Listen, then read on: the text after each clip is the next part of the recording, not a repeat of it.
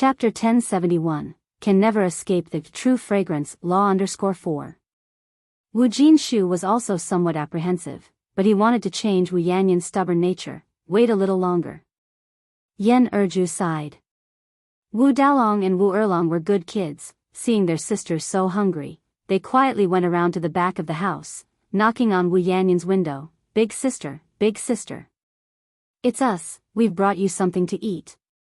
Wu Yanyan opened her eyes, looked towards the window, then struggled to sit up from the bed, step by step, feeling groggy as she walked over to the window. It took her a lot of effort to open it. Big sister, these are meat buns we secretly took from the kitchen, you should eat them quickly. Wu Dalong took out 3 meat buns from his embrace, and Wu Erlong cautiously handed over a cup of warm water. Wu Yanyan weakly looked at them, her eyes filled with mockery. Did Ni Yang send you here? Is this also part of her plan? It must be Ni Yang. Ni Yang wants to see her make a fool of herself. Ni Yang wants her to give in. That was impossible, she would never give in to Ni Yang. She would never let Ni Yang succeed. It's not, it has nothing to do with Sister Ni Yang. Wu Dalong shook his head. With all her strength, Wu Yanyan swept away the buns and the warm water. I don't need your sympathy, nor your pretense. Since you two acknowledge Ni Yang as your sister, then don't consider me your sister anymore. The buns fell to the ground, and the water in the cup was all spilled on Wu Dalong. Wu Dalong's eyes turned red, ready to cry. Wu Erlong quickly tiptoed, reaching out to cover Wu Dalong's mouth. Brother, don't cry, otherwise, Mom and Dad will hear. Wu Dalong pursed his lips, holding back tears. Wu Yanyan slowly closed the window, and it took her a lot of effort again to lie down on the bed. In the living room, seeing Wu Dalong's clothes all wet, Yan Erju asked in surprise, Dalong, what happened to you? Why are your clothes wet? Did you fight with other kids again? Boys are very naughty, and Wu Dalong was one of them. He often fought with his peers in the community. Compared to him, Wu Erlong was much more steady. No. Wu Dalong shook his head. Wu Erlong spoke up, brother didn't fight, he got it wet just now while washing his hands. Why weren't you more careful when washing hands? Quickly go back and change out of those wet clothes. Oh. Wu Dalong nodded and walked towards his room. By the 3rd day, Wu Jinshu couldn't sit still anymore. Erju, has Yanyan not eaten anything these past few days?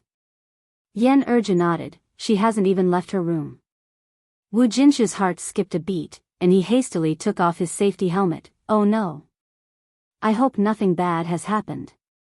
The two rushed to Wu Yanyan's door and started knocking. There was no response inside. Because Wu Yanyan had already fainted from hunger. What do we do now? It's not really going to be fatal, is it? Yan Erju was so anxious that she broke out in a sweat. It won't, don't scare yourself. Wu Jinshu tried to calm himself down. The door was locked from the inside, and if Wu Yanyan didn't open it, they couldn't open it from outside. Wu Jinshu knocked on the door. Yanyan, open the door quickly. Dad promises you. Dad promises that he won't interfere with who you make friends with from now on. Will you please open the door? Yan Erju was so anxious she was in a complete mess, her eyes reddening. This wouldn't do. Wu Jinshu turned to Yan Erju, go fetch the axe from the house. What are you going to do? Yan Erju was startled. Break the door. Wu Jinshu said. Yan Erju breathed a sigh of relief, all right. I'll go now. Soon, the axe was brought over, and Wu Jinshu smashed the lock open with a few strokes. Yan Erju rushed in, Xiaoyun. Wu Yanyan was lying unconscious on the bed. Call 120. Quickly dial 120. Wu Jinshu ran out in a fluster. The ambulance arrived quickly, and luckily, Wu Yanyan didn't have any serious problems. After receiving the nutrient solution, she regained consciousness. Xiaoyun, why are you so stubborn? Yan Erju sobbed. Looking around the room, Wu Yanyan was first startled, then asked, where am I? This is the hospital. Yan Erju replied. Wu Yanyan thought for a moment, then stopped talking. At this moment, Wu Jinshu came in with a food container from outside. Yan Erju took the food container with both hands. Yenyun, you must be hungry, right? Have some porridge to start with. Your dad especially went out to buy this for you. If you find any errors, ads pop up, ads redirect, broken links, non-standard content, etc., please let us know each report so we can fix it as soon as possible. Chapter 1072, Can Never Escape the True Fragrance Law _5. Wu Yenyun turned her head away, without saying a word. Wu Jinshu sighed, I agree with you. He continued, from now on, your mom and I won't interfere with your social life. You can hang out with whomever you want. Drink your porridge, get better, and then go to school. Really? Wu Yanyun's eyes lit up. Wu Jinshu nodded, really? After saying that, Wu Jinshu added, this is your choice. If there's any disadvantage due to this matter, don't blame us, your parents, for not warning you. At this point, they could only let go, hoping that Wu Yenyun wouldn't do something to regret. Wu Yenyun nodded, Dad, don't worry, I understand. It's good as long as you are aware. Yan Erju scooped a spoonful of porridge to Wu Yenyun's mouth, eat up. Wu Yenyun then opened her mouth and ate the porridge. Days went by, and soon it was the day the factory was completed.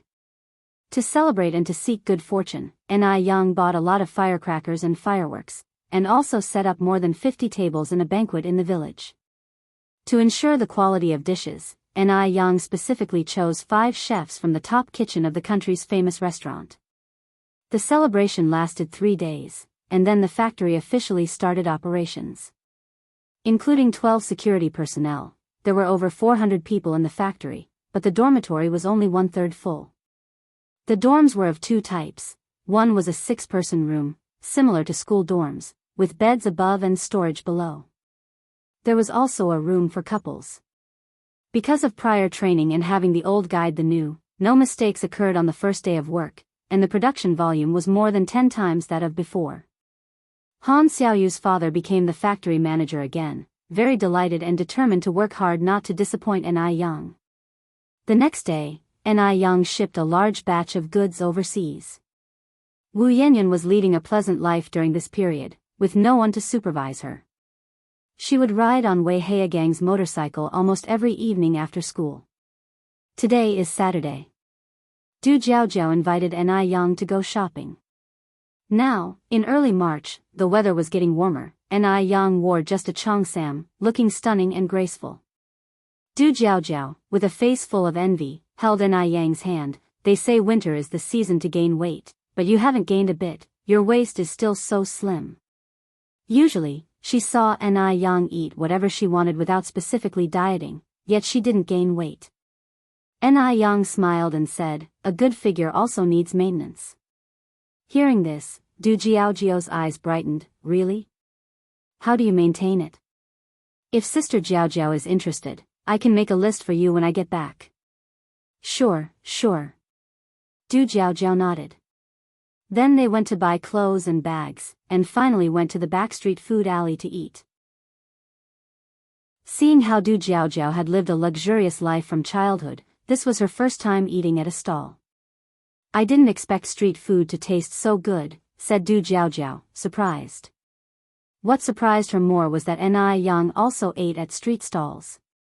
She had thought Ni Yang, like her, only frequented upscale restaurants like the famous ones. It appeared she knew very little about Ni Yang. Ni Yang said, actually, the real delicacies are hidden in the streets, right, Sister Jiaojiao? That stall's stinky tofu is also very tasty, want to try some? Saying so, Ni Yang led Du Jiaojiao to the stinky tofu stall. Stinky tofu? That smell isn't pleasant. Du Jiaojiao pinched her nose, incredulous. Yang, you actually eat this kind of stuff? That's too exotic. The stall owner said, comrade, don't just judge stinky tofu by its smell. It's actually very tasty. Ni Yang, taking the stinky tofu handed by the boss, said, exactly, it's delicious. Sister Jiaojiao, try one. Du Jiaojiao shook her head hurriedly. No, no, I don't want it, I'll never eat that. 5 minutes later. Du Jiaojiao held a skewer of stinky tofu and said while eating, delicious. Ni Yang, after finishing the stinky tofu, the two of them went on to stroll elsewhere.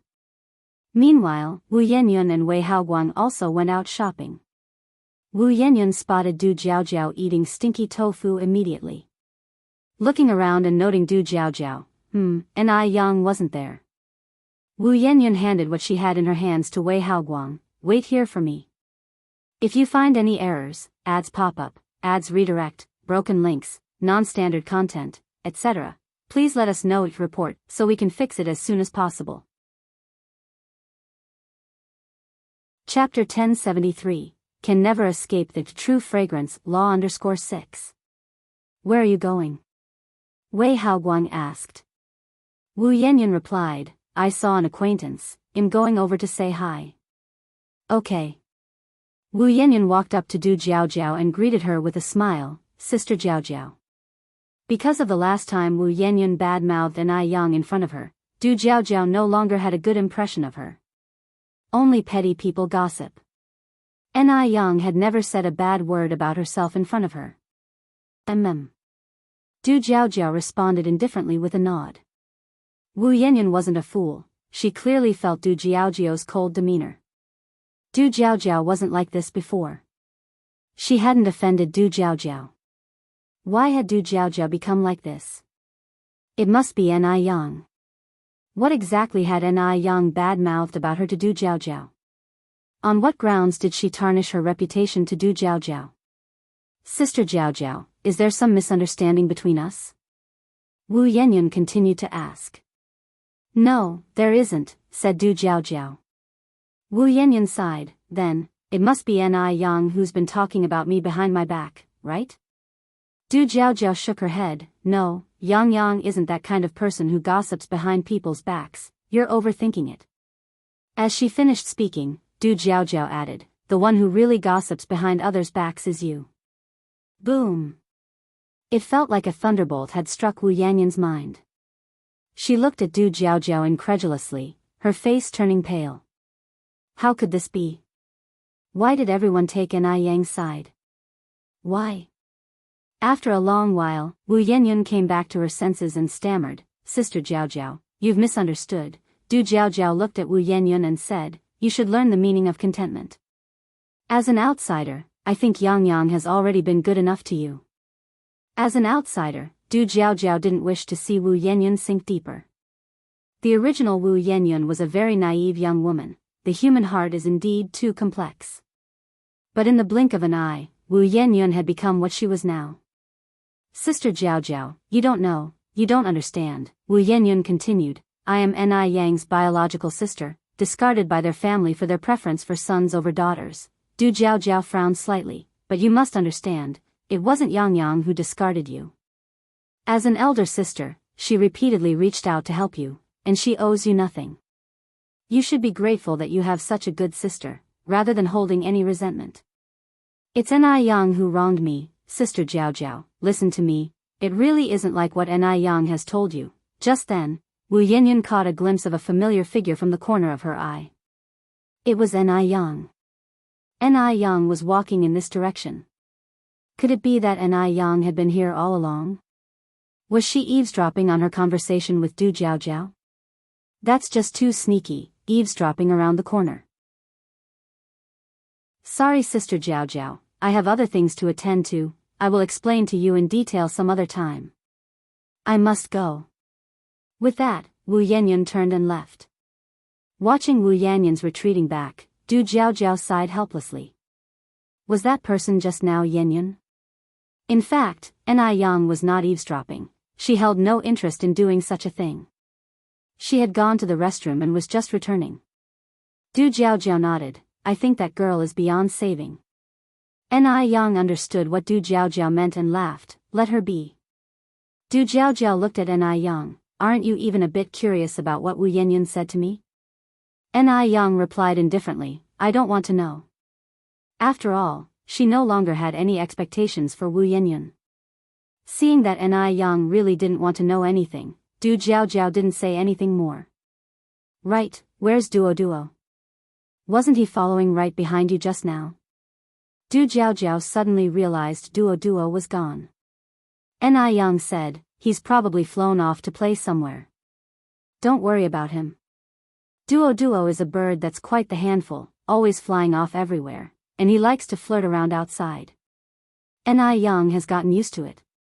On this end, Wei Haoguang said in surprise, Yenyun, this bird is yours? It can even talk. Wu Yenyun shook her head, it's not mine, it belongs to a, she paused before continuing, friend. Oh, Wei Haoguang nodded. Yenyun, I'm hungry. Duo flapped his wings and said. Wu Yenyun looked up and said, then come back with me, I'll get you something tasty to eat. Great. Duo was very happy. Wu Yenyun brought Duo back to the Wu family home and got him a lot of tasty treats. Duo was so pleased. Wu Yenyun then said, Duo, do you know where Mr. Du's house is? I know. Wu Yenyun's eyes lit up, then can you take me there? Knowing where Mr. Du lived, she could create some accidental meetings, and also find an opportunity to clear up the last misunderstanding with Mr. Du. Duo promptly flapped his wings and led the way. Duo led Wu Yenyun all the way to Deming Pavilion. Wu Yenyun looked at the gate of Deming Pavilion, confused and asked, Mr. Du lives here? Little bastard. Little bastard. Duo flapped his wings and flew into Deming Pavilion. Now Wu Yenyun could be sure that Mr. Du truly lived here. Because Duo had always called Mr. Du little bastard. Wu Yenyun didn't like this nickname at all. How dare a beast like him call Mr. Du a little bastard? The way Ni Yang attracted attention was truly low class. She already had a boyfriend, yet she still came to provoke Mr. Du. Wu Yenyun had watched outside Deming Pavilion for 3 days. On the 3rd day, she finally saw Mr. Du coming out of Deming Pavilion and she hastily pretended to bump into him by chance and struck up a conversation. But Mr. Du only said one word to her. A very heartless word.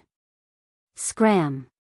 Wu Yenyun had mustered up her courage to approach Mr. Du, she never expected such a result.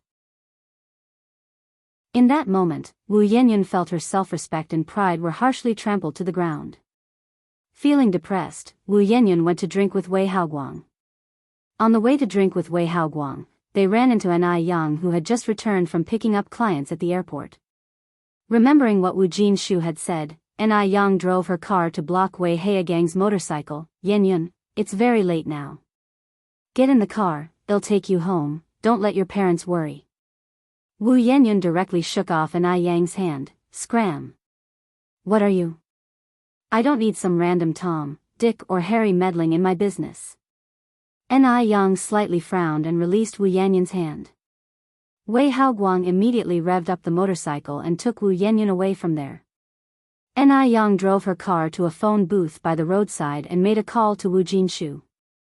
Wu Yenyun going out to drink with Wei Haoguang had become a normal thing, so Wu Jinshu didn't take it to heart. She's been going out to drink often recently, sometimes not coming home until midnight. Yang, don't bother about it, just let her be. The more you intervene, the more she'll resent you. After informing Wu Jinshu, Ni Yang had fulfilled her responsibility. All she needed to do was have a clear conscience. After hanging up the call, she stopped minding the matter. If she had insisted on dragging Wu Yenyun back home, Wu Yenyun wouldn't have been grateful, only more resentful towards her. Wei Haoguang had made plans to drink with 3 good brothers tonight. After a few rounds of drinks, one of the brothers put his arm around Wei Haogang's shoulder and said, how about it, brother? Got that thing ready? Wei Haoguang glanced sideways at Wu Yenyun who was already drunk. Don't worry, it's all prepared. If you find any errors, ads pop up, ads redirect, broken links, non-standard content, etc., please let us know each report so we can fix it as soon as possible. Chapter 1074, Yang is angry. The lighting around was dim, but Wu Yenyun's face could be seen flushed red. She was drunk, but her consciousness was still clear. Leaning on the sofa, she stood up and walked towards the door, reached the corridor, and leaned over the trash can to vomit violently. Wei Haoguang came from behind and asked with concern, "Yenyun, are you alright?" Wu Yenyun waved her hand. "Seems like I drank too much. I need to go back."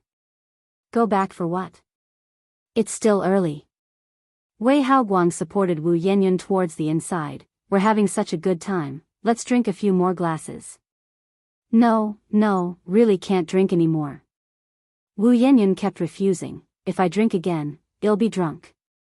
Wei Haoguang, without any argument, pulled Wu Yenyun back into the room and handed her a drink that looked very nice. "This is a foreign liquor, try it. It's not very strong, tastes good, and is very suitable for girls." Wu Yenyun pushed the cup back. "I really can't drink anymore." Seeing this, the three guys drinking nearby looked at each other with a look of difficulty in their eyes.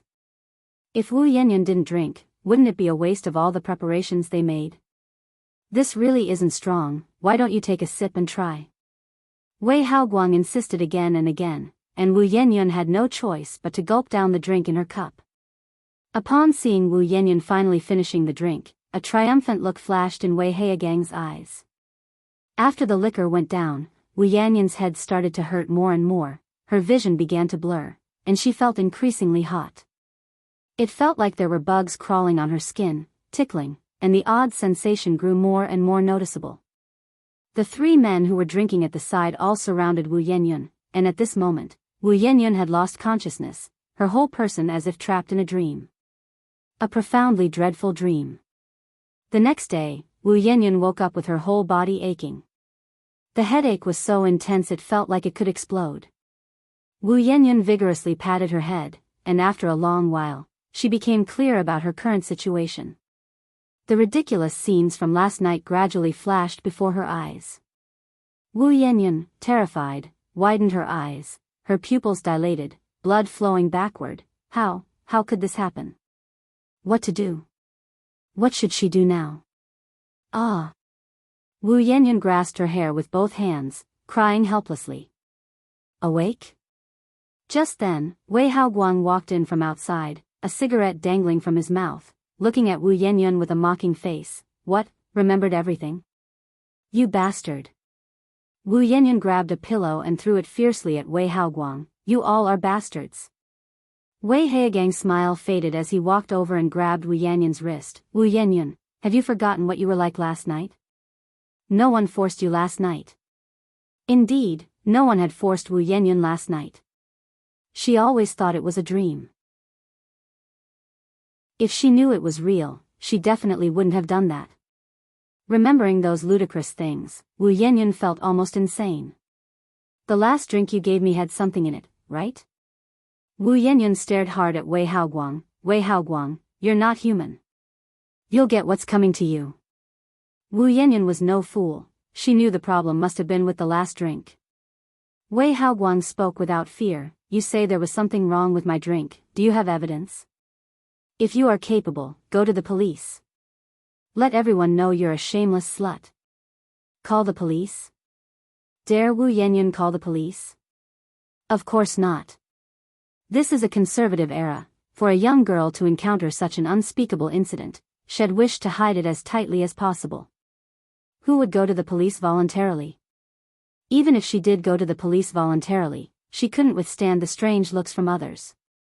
Nothing is more important than her chastity. Wei Haoguang was so arrogant precisely because he knew this. Wu Yenyun was stunned, tears streaming incessantly from her eyes. "Get out. Get out now." Wu Yenyun pushed Wei Haoguang away with all her might. Because of her vigorous movement, the blanket slid off, exposing her bare skin, and Wu Yenyun clutched the blanket tightly. "Get out already." Wei Haoguang spoke scornfully. "I've seen it all last night. What are you playing at being decent now? Pa, cheap whore. Get out. Get out. Go away." Wu Yenyun's emotions neared collapse. She now regretted knowing Wei Haoguang and regretted going out to drink with him. If you find any errors, ads pop up, ads redirect, broken links, non-standard content, etc., please let us know your report so we can fix it as soon as possible. Chapter 1075, Yang blows up. _2. She never expected Wei Haoguang to do such a thing to her. Humiliation, awkwardness, and various emotions mingled together, making Wu Yanyan wish she could smash her head against the wall and die.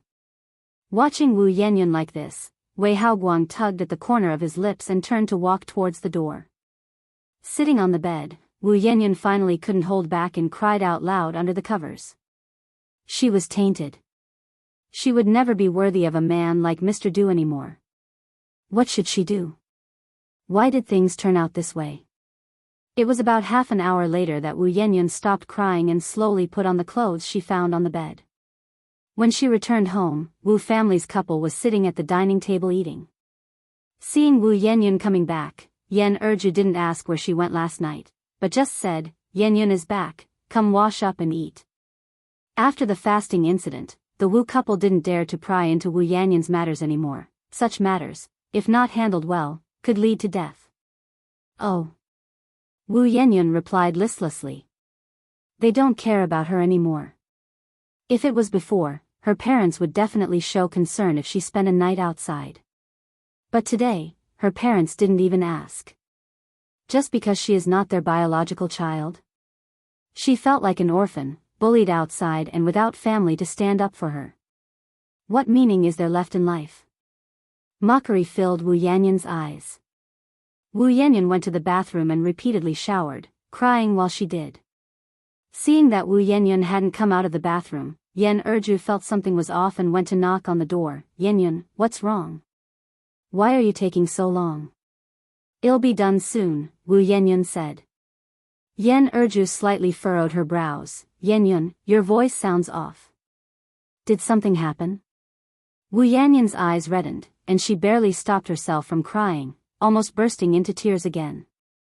"I'm really fine, don't worry." Wu Yanyan hurriedly finished up and came out dressed.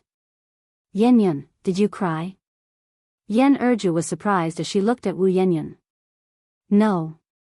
Wu Yanyan shook her head. "Then why are your eyes red?"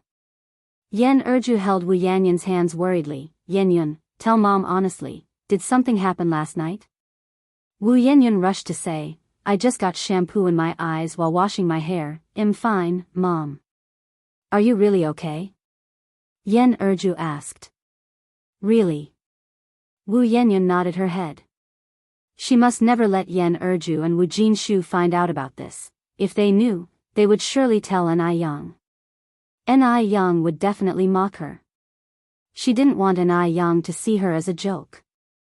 No one should see her as a joke. No one at all. Wu Yanyan clenched her fists tightly.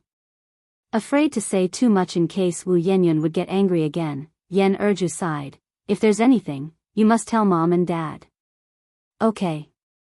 Wu Yanyan nodded, then said, "Mom, I'm tired, I'm going back to my room to sleep for a while." "I'll bring the food to your room then." "Okay." All day long, Wu Yanyan lay on the bed, staring blankly at the ceiling, looping the scene from last night in her mind, feeling like she was about to explode. The next day, Ni Yang had to make a trip to M Country, so she got up early. As it happened, Mo Chishan was also headed to M Country, so the two left together. After flying for over 8 hours, they finally reached M Country. Upon arriving, Ni Yang stayed in Mo Chishan's castle for 2 days before going to find Annie and Emily. Annie had opened 8 Base of Beauty physical stores in M Country, which were even more successful than those back home, extremely popular and often running out of stock. During the first and second day, Annie took Ni Yang around these 8 shops. Having heard that Ni Yang had expanded the factory, Annie was very excited. "Does that mean limited products can be unlimited now?" Ni Yang shook her head. "Limited products will still be limited. It's only through limitation that the value of an item can be manifested, which in marketing is called the scarcity effect." In 1975, psychologists conducted an experiment by putting the same cookies in 2 boxes, one box with 10 cookies and the other with only 2, and then had 10 people taste the cookies from both boxes, resulting in everyone agreeing that the cookies in the box with only 2 tasted better. If you find any errors, ads pop up, ads redirect, broken links, non-standard content, etc., please let us know your report so we can fix it as soon as possible. Chapter 1076, Yang Yang blows up. _3. We have a saying in China that goes, better to be short than overfilled. Annie nodded, looking at Yang with even more admiration in her eyes. Every time she met Yang always brought her different feelings. She was like an undeveloped treasure, always able to bring surprises. With that, Yang continued, but we can increase the number of limited edition products. By the way, how many limited products do you have here each month? The same as in Beijing. Yang hesitated, then asked, do you think if we add 200 units for each product, will they still be sold out within a day? Definitely. Annie replied without hesitation. Yang nodded, then add 200 units each. They'll arrange for the products to be shipped over when I return. Annie hesitated, then said, the price of crystal ice skin is almost 30% more expensive here than in Beijing. Yang, do you think we should reduce the prices a bit? Just take one of the limited edition sets, for instance. It costs 293 yuan in China, but here it costs 380 yuan. The price cannot be lowered. Yang shook her head. Imported goods involve tariffs and freight costs. These mixed expenses naturally make the prices higher. Moreover, if we forcibly reduce the prices to match those domestically, then the products will also devalue and become cheap. Yang developed crystal ice skin in the M country market, aiming to make a good profit from M country people. She is a businessman, obviously prioritizing profit. However, Yang also had other ideas for raising the price of crystal ice skin in M country. She wanted more people to know about China, where in generations many people are busy flying overseas to procure famous skincare brands for Chinese, but there has never been any shopping agents from other countries flying to China to obtain Chinese skincare products. What Yang intended to do was to make the whole world recognize crystal ice skin, to offer the best price so that Chinese can use domestic skincare products and take pride in them. Hearing this, Annie nodded, okay, I understand. After all, Yang is the boss, and if Yang disagrees with the price reduction, she can't do anything about it. On the third day, arranged by Annie, Yang met with the Washington agent, Joy, to discuss the agency matter for crystal ice skin. Joy, also a loyal fan of crystal ice skin, and a good friend of Annie, had heard from Annie that the founder of crystal ice skin was a young girl, but Joy wasn't expecting Yang to be so young and beautiful. Meeting Yang in person, Joy was taken aback. It's a pleasure to meet you, Joy. Joy reached out her hand to Yang. Yang smiled and said, nice to meet you too, Yang. Joy, a woman in her 30s, very beautiful, and a graduate of a prestigious university in M country, was very suitable to be an agent, and Yang successfully signed a contract with her. On the fifth day, after sorting all the affairs, Yang and Emily embarked on a trip to the hot air balloon country, planning to have a good time there. During Yang's absence, Duo missed her terribly, to the point of losing his appetite. Every day at a certain time he would incessantly call, Yang Yang, Yang Yang. Tsuhua smilingly said, Yang Yang hasn't come back yet. When will Yang Yang come back? Duo asked. In a few more days, replied Tsuhua. What does in a few days mean? Duo tilted his head looking at Tsuhua, his eyes full of question marks. Tsuhua asked again, do you miss Yang Yang? I miss Yang Yang. Duo replied without hesitation. Tsuhua laughed, do you know what missing means? You silly dog, missing Yang Yang. Duo tilted his head talking to Tsuhua. Silly dog? Hearing this, Tsuhua burst into laughter. This Duo, becoming smarter and smarter. Meow. Depang reached out his paw and tapped Duo. Angry, Duo jumped onto Depang's head and pecked fiercely, you dumb cat. Don't know about missing Yang Yang, the landlord's dumb son. Meow meow meow. Depang cried out in pain. Duo jumped to the ground, turning his back towards Depang. Humph, I'm not talking to you anymore. With Yang not at home, Duo was really bored, so he flew to Deming Pavilion. Little rascal. I'm here. If you find any errors, ads pop up, ads redirect, broken links, non-standard content, etc., please let us know it report so we can fix it as soon as possible. Chapter 1077, Yang blows up. _4. Duo landed on Grandpa Dust's shoulder with a smack while he was tapping a wooden fish in the Buddha hall. Grandpa Du opened his eyes. How come you're here? I miss Yang. Duo rubbed his small head against Grandpa Dust's chin. Yang, and I Yang? Grandpa Du asked. She left. Duo tilted his little head and thought for a while, ran off with her dog man. Dog man? What kind of term is that? Grandpa Du raised an eyebrow slightly. Then what are you? Duo said with immense pride. Yang's dog's son. Grandpa Du, who taught you these things? It was Yang. Duo continued. I really miss Yang. Perhaps because Yang hadn't been away from home for this long over the past year, Duo missed her terribly. It wished Yang would appear in front of it right away. What about her do you miss? Grandpa Du continued to ask. I just miss her. Grandpa Du stood up from the meditation cushion, twirling Buddha beads in his hand. Then if I leave someday, will you miss me? I will miss the little bastard. Duo replied without hesitation. Grandpa Du let out a light laugh, then continued, why would you miss me?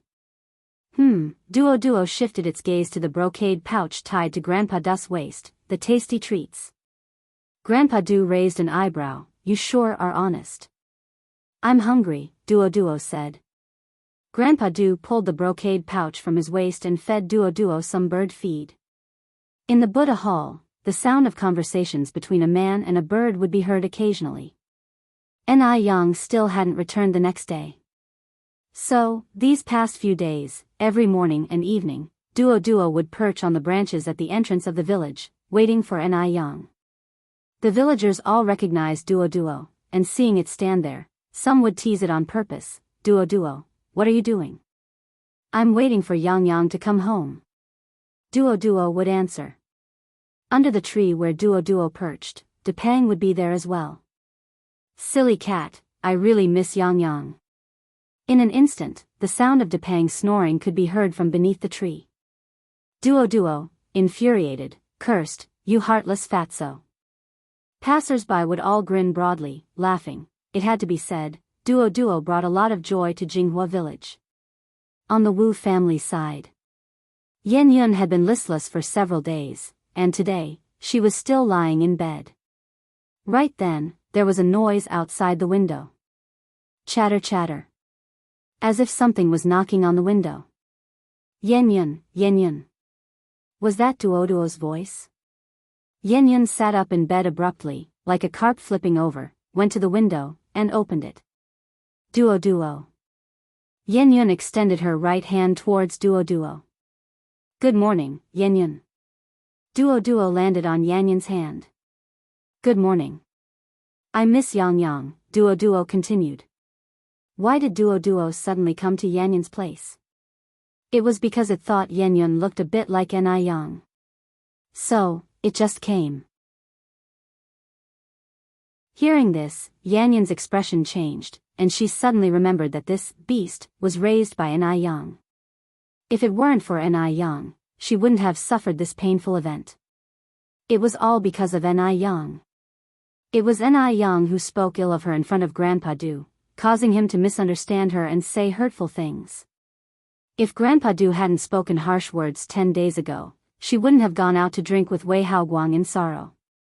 If she hadn't gone to drink, she wouldn't have lost her innocence. It's all Yang's fault. It's all because of her. Her life began to collapse ever since she met Yang. Not just Yang, she feared even this beast had spoken quite a few bad words about her. Perhaps, this beast was even set up by Yang to come here. Duo landed on Yun's shoulder. Yun, I'm hungry, so hungry. You wait a moment, Yun said, I'll get you some food. Great.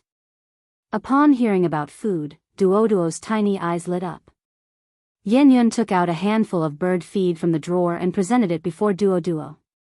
Just as Duo was pecking at the bird feed with its small head lowered, Yen suddenly reached out and grabbed Duo. Her grip was so strong it caused Duo great pain. Duo sensed something was wrong and immediately struggled. Yang. Help. Murder. Yang. Duo had been taken in by Yang when its feathers hadn't fully grown, so subconsciously, Yang was its protector. In times of danger, the first one Duo thought of was Yang. Shut up. A fierce light suddenly appeared in Yan's eyes. The next morning around 8, Yang returned from country. Meow. As soon as she arrived home, Depeng enthusiastically greeted her. If you find any errors, ads pop up, ads redirect, broken links, non-standard content, etc., please let us know. Report so we can fix it as soon as possible. Chapter 1078, Yang Gets Angry. _5. Yang reached out and patted Depeng's head. Depeng, why are you alone? Where's your brother? Tsuhua replied with a smile. Yang, didn't you see Duo on the tree branch at the entrance of the village when you arrived? These days, it has been calling for you several times every day, waiting on the branch for you morning and evening. No, I haven't, Yang shook her head. Not seen? That was a bit odd. Tsuhua frowned slightly. Could it be that you didn't notice? Yang said, even if I didn't notice, Duo should have seen me. Now, Tsuhua felt something was off. It seems I haven't seen Duo since last night, and with that, she called into the house. Mom, did you see Duo last night? Old Lady Shangguan came out of the room and after thinking said, I didn't see it. I remember when I locked the door last night, the bird's nest was still empty. The weather was still a bit chilly, so Yang had built a warm little nest for Duo indoors. Since Duo often stayed out overnight, Old Lady Shangguan didn't pay much attention to it at the time. Suddenly, Yang had a bad feeling in her heart and quickly set down her bags. I'll go out and look for it. Tsuhua said, it's not the first time Duo didn't come home at night. It must be fine. Yang, don't worry. You just got off the plane, have something to eat first. Yang shook her head, no. I can't eat until I find Duo. Having spent 2 years with Duo, from chick to fully feathered adult, Yang had come to see Duo as a member of the family. With that, Yang hurried out the door. She went to Demingxian first. Besides liking to mingle with other birds outside, Duo also liked to fly into Old Du's house. Old Du was surprised to see Yang. Yang? When did you get back? Yang was also surprised. How do you know I haven't been home lately? It was Duo that told me. Old Du continued, you don't know how much that little fellow missed you, mentioning you several times a day. It missed you. I came to look for Duo. Is Duo here? Yang asked. Old Du shook his head, no, it has not come here for the past 2 or 3 days. Has Duo gone missing? Yang nodded, yes, my mom said she hasn't seen it since last night. Since it's not here, I'll go look elsewhere. I'll come with you. Upon hearing about Duo's disappearance, Old Du was also very anxious. Yang said, no need, I can go by myself. Old Du didn't insist, then call me when you find it. Will do. Since Duo wasn't at Old Du's place, Yang had no choice but to visit several places Duo usually liked, but Duo was nowhere to be seen. Duo. Yang called out urgently. Just then, a bird call sounded in the sky. Chirp. Yang recognized it as Duo's mate, which had led her to find Duo when Old Du had caught it by mistake last year. You know where Duo is, right? Chirp. Duo's mate circled in midair as Yang opened the car door to the driver's side. You lead the way. Chirp. The more Yang followed, the more familiar the route seemed. Wasn't this the way to the Wu family's place? Could it be that Duo went looking for Wu Yanyan? The thought that Duo might have gone looking for Wu Yanyan relaxed Yang. She knew how smart Duo was. It definitely wouldn't have been caught by bad people. Wu Yanyan had visited the Ni family many times, and her relationship with Duo was quite good, so it made sense for Duo to look for Wu Yanyan. Sure enough, the black myna bird landed and stopped in front of the Wu family's apartment building. Yang knocked on the door. The person who opened the door was Yen Erju. Seeing Yang, Yen Erju was surprised. Yang, what brings you here? Yang got straight to the point. Godmother, has Duo come to your place? No, I haven't seen Duo come here. Yen Erju shook her head. Chirp chirp chirp. The black myna bird flew circles in the living room and then flew towards the door of Wu Yanyan's room. Yen Erju was also puzzled. Could Duo be in Zioyan's room? Godmother, is Yanyan home? Yang asked. She went to school, Yen Erju replied. Yang continued, can I go in and take a look? If you find any errors, ads pop up, ads redirect, broken links, non-standard content, etc., please let us know it report so we can fix it as soon as possible. Chapter 1079 Yang blows up. _6.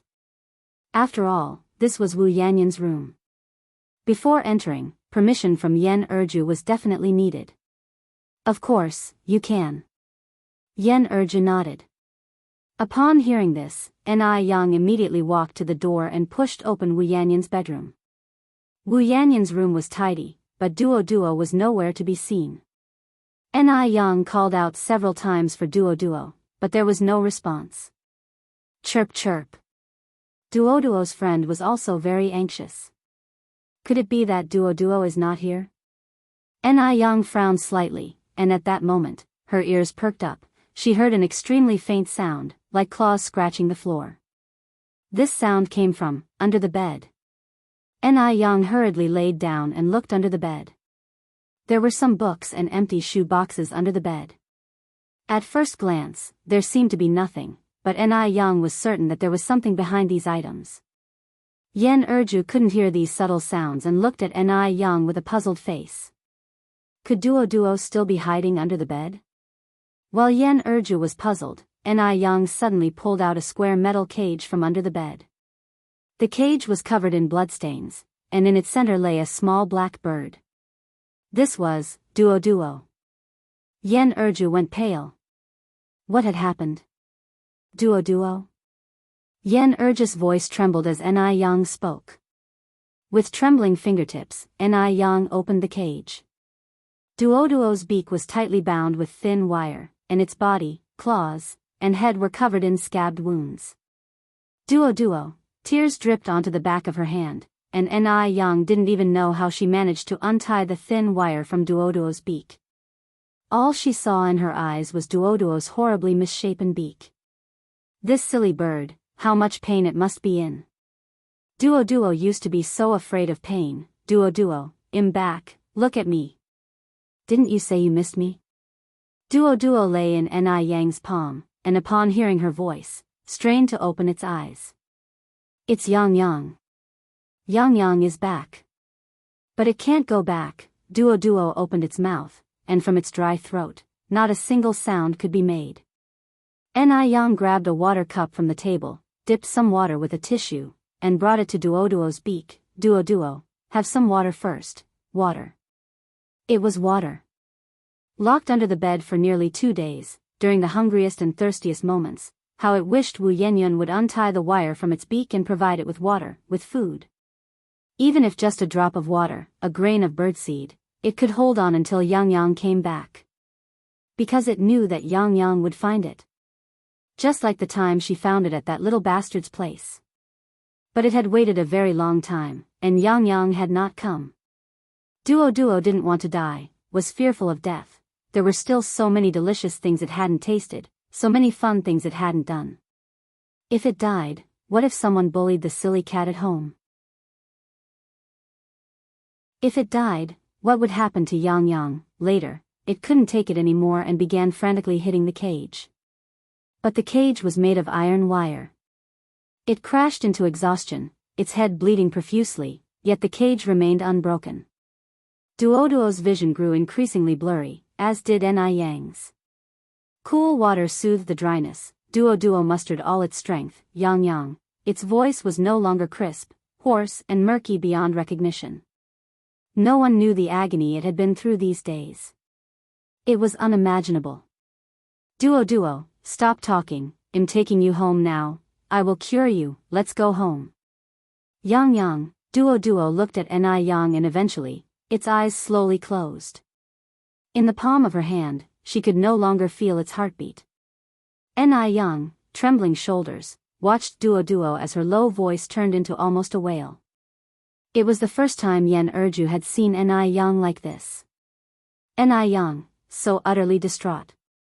For a moment, she did not know what to say. Duo died in Wu Yanyan's room, and the perpetrator behind the scene was now evident. She couldn't understand why Wu Yanyan would do this, nor could she fathom why Wu Yanyan had become so cruel. For a moment, Yen Erju's eyes also reddened. Duo, I'll take you home.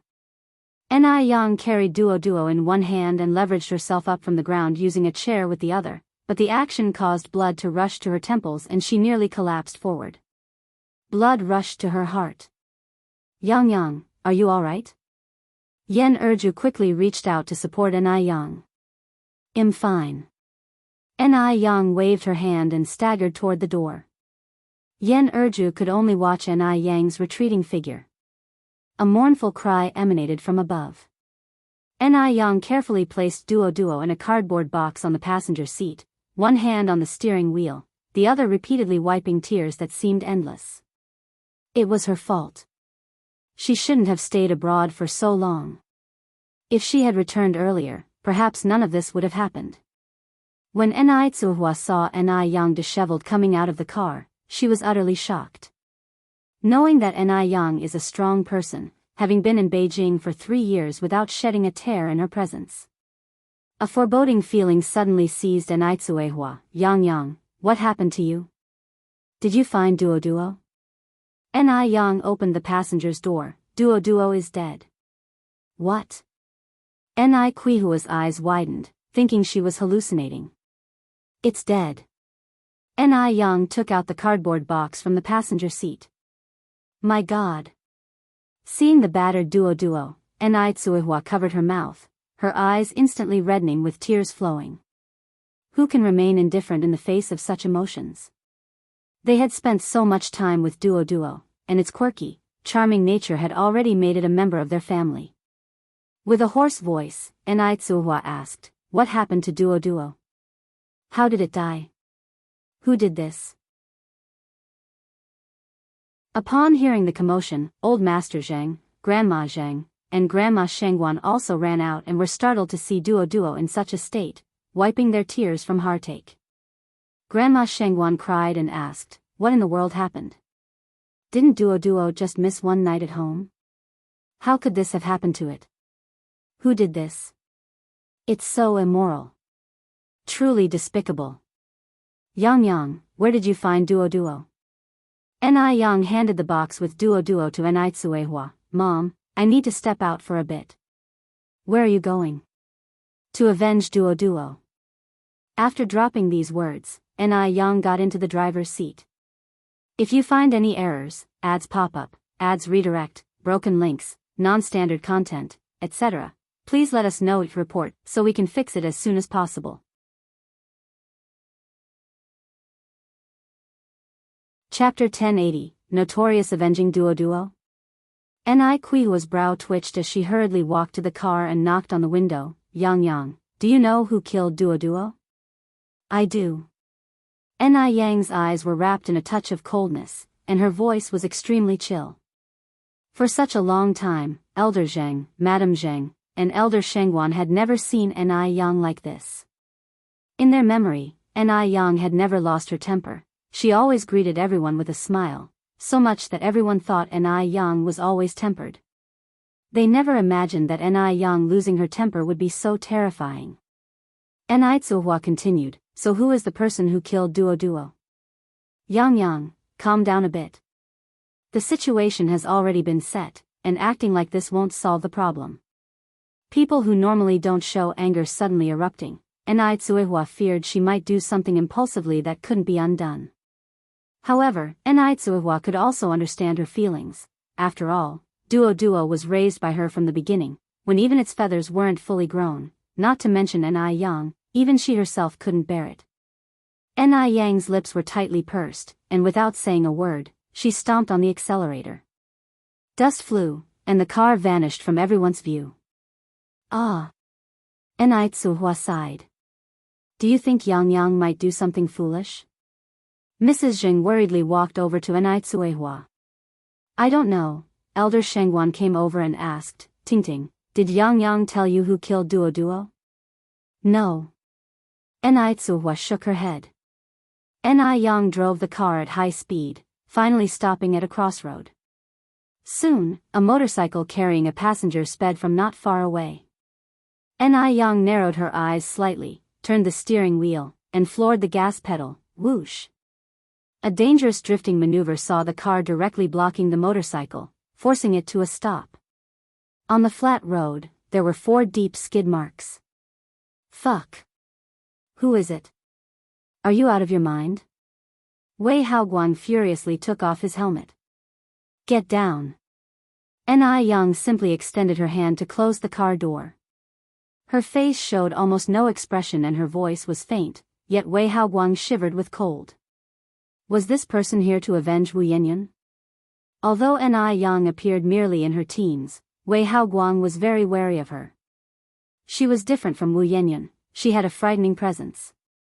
Wei Haoguang quickly got off the bike with his companion, bowing and scraping. Do you have any orders? Ai Yang looked towards Wei Haogang's companion. Take off the helmet. Okay. Wei Haoguang nodded repeatedly and hurriedly removed the other's helmet.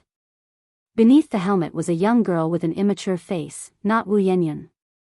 Just from the figure, Ai Yang had thought this girl was Wu Yanyan. Ai Yang slightly furrowed her brows. Where is Wu Yanyan? Wei Haoguang scratched his head. Maybe she went to school. You can go.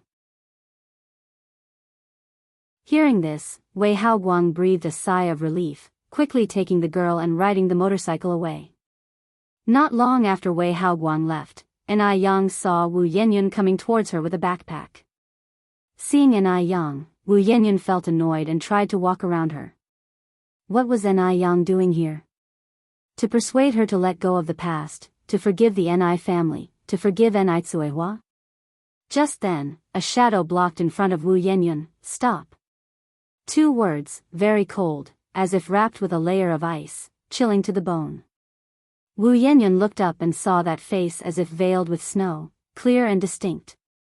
Oddly, Wu Yanyan suddenly felt panic. She tried to suppress the fear in her heart, swallowed her saliva, and asked, What do you want? Ai Yang's lips parted slightly. Did you lock up Duo?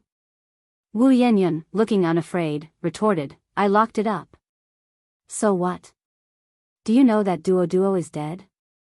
Ai Yang's clenched fists trembled slightly. Did you do it on purpose? So what if I did it on purpose?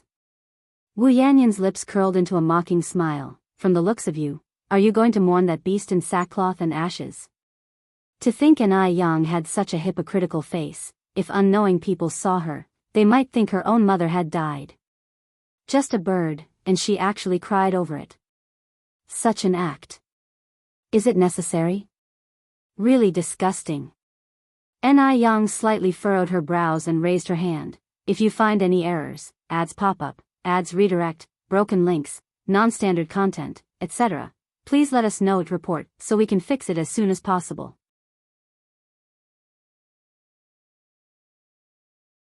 Chapter 1081 Notorious_2. Slap. A loud slap landed on Wu Yanyan's left cheek. Wu Yanyan's face was struck violently, her mouth corner oozing a trace of blood, her ears buzzing. She covered her left cheek, looking at Ai Yang incredulously. You hit me. Ai Yang, you actually hit me over a beast.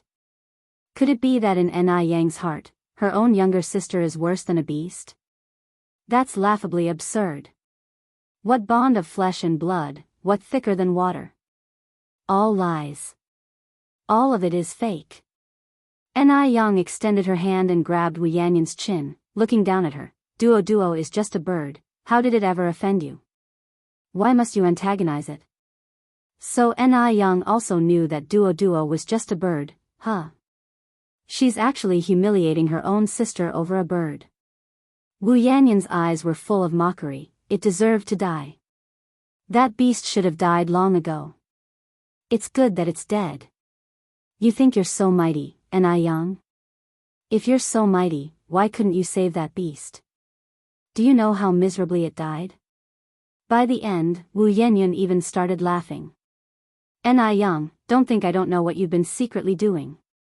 You used that beast to speak ill of me in front of others, you used that beast to spy on me. That beast is just as disgusting as you are.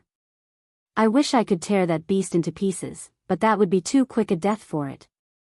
I'd rather torture it slowly, letting it die in endless agony. Why should she be the only one to suffer this pain?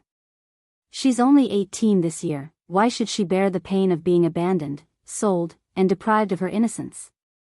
Ni Yang should be the one suffering this pain. It was Ni Yang who caused her to end up this way. Without Ni Yang, none of this would have happened.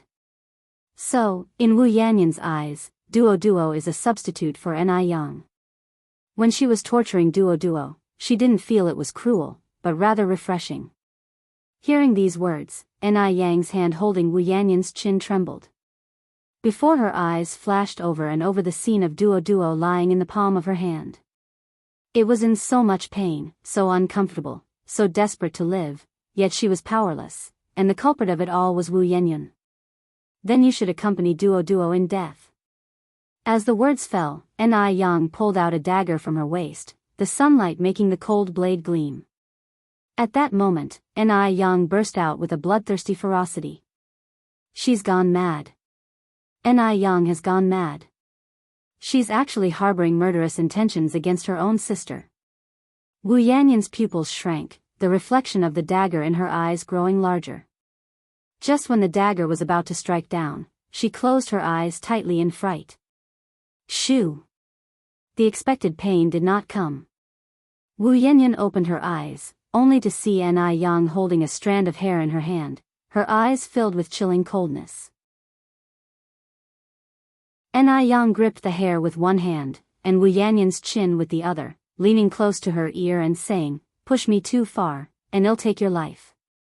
Believe it or not." After the words, Ni Yang let go of Wu Yanyan and got into the car directly. Wu Yanyan, supporting herself with her hands on the ground, watched as the car disappeared, feeling unwilling and suddenly felt a surge of acid from her stomach and started to retch on the spot. After retching for a while, Wu Yanyan finally felt slightly better. With her burning left cheek, she headed towards her home. As soon as she got home, she was greeted by a scolding from Yen Erju. They are all the same. Every one of them. In their eyes, she is worse than a beast. Her face was bruised by Ni Yang, yet Yen Erju didn't even have a word of concern. Enough. Wu Yanyan looked up, furiously staring at Yen Erju. Am I really worth less than a beast in your eyes? If that's really the case, just kill me with one stroke, paying off the beast's life should be fine, right? Saying this, Wu Yanyan picked up a fruit knife from the table and handed it to Yen Erju. Yen Erju was startled, snatched the fruit knife from Wu Yanyan's hand and threw it on the ground. Just put on a show, keep on acting. I don't care about you anymore. When Ni Yang got home, she just happened to encounter Shangguan Dehui holding car keys on his way out. Seeing Ni Yang, Shangguan Dehui's face lit up. Yang, you're back. Worried Ni Yang might do something reckless, Shangguan Dehui had been about to drive out to look for her, but upon seeing Ni Yang return, he too breathed a sigh of relief. If you find any errors, ads pop up, ads redirect, broken links, non-standard content, etc., please let us know your report so we can fix it as soon as possible.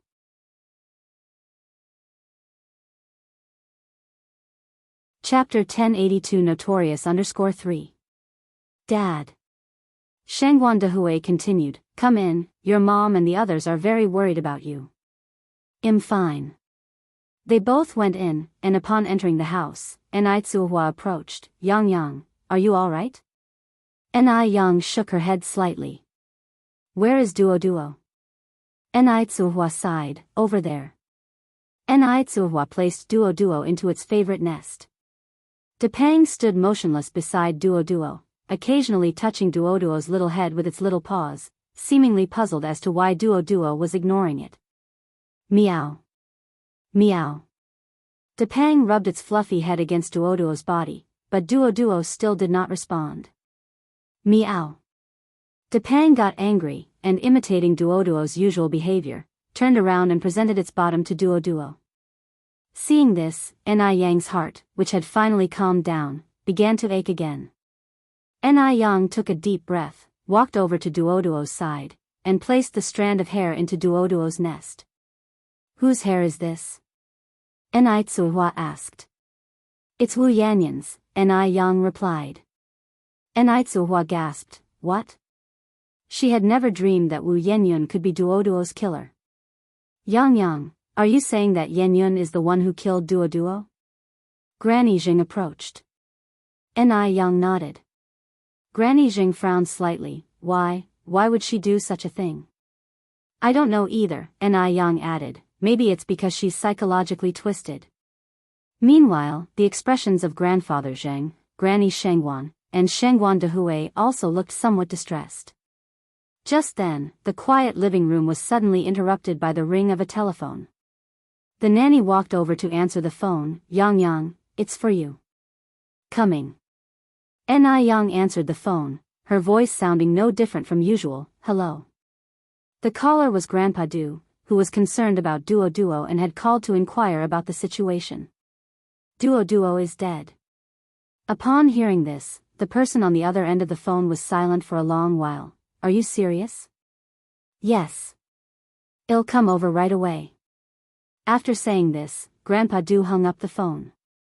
Enai Yang stood in front of the phone, still struggling to accept the fact that Duo was gone. On the day she and Mo Chishan left for M Country, Duo had seen them off, and she had promised Duo that she would bring back imported bird feed. Duo had also asked her to come back early. Why didn't she come back earlier? If she had come back earlier, Duo wouldn't have ended up like this. Enai Yang's legs weakened, and she sat on the sofa, crying quietly. Yang, Enai Hua's eyes reddened, and just as she was about to step forward to comfort her, Shengguan Dehui patted her on the shoulder. Don't go, let her cry. It's better for her to have a good cry than to keep it all inside. Crying when sad, smiling when happy, that is a genuine person. After quite some time, Enai Yang calmed down, washed her face with cold water in the restroom, and began to tidy up Duo's favorite toys and the bird feed she had specially brought back from abroad. Halfway through packing, Enai Yang suddenly thought of something. Grandpa. I'm here, Grandfather Jing responded immediately, walking up to Enai Yang. Enai Yang then said, Grandpa, could you please help me order a wooden box? One that can fit all these things. You don't realize how much stuff is in the house until you start tidying up.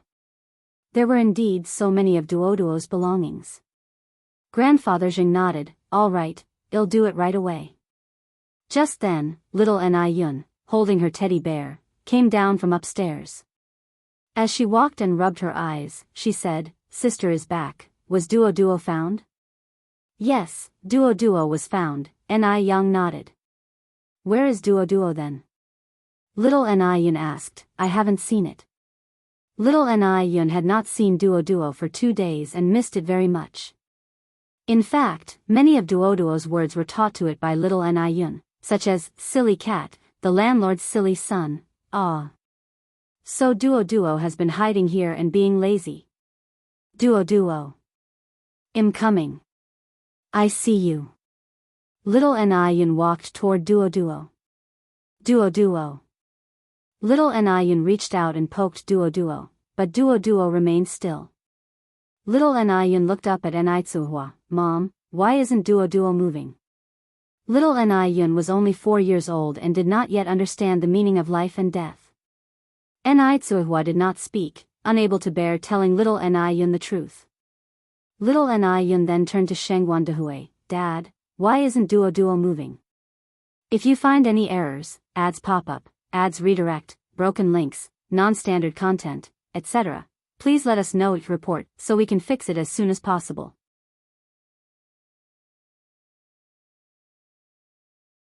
Chapter 1083 Notorious_4 Shengwan Dehui squatted down and looked at little Ni Yun, saying, Duo Duo is too tired, it has fallen asleep. Really? Little Ni Yun asked somewhat doubtfully. Yes. Sister, is what Dad said true? Ni Yang nodded, it's true.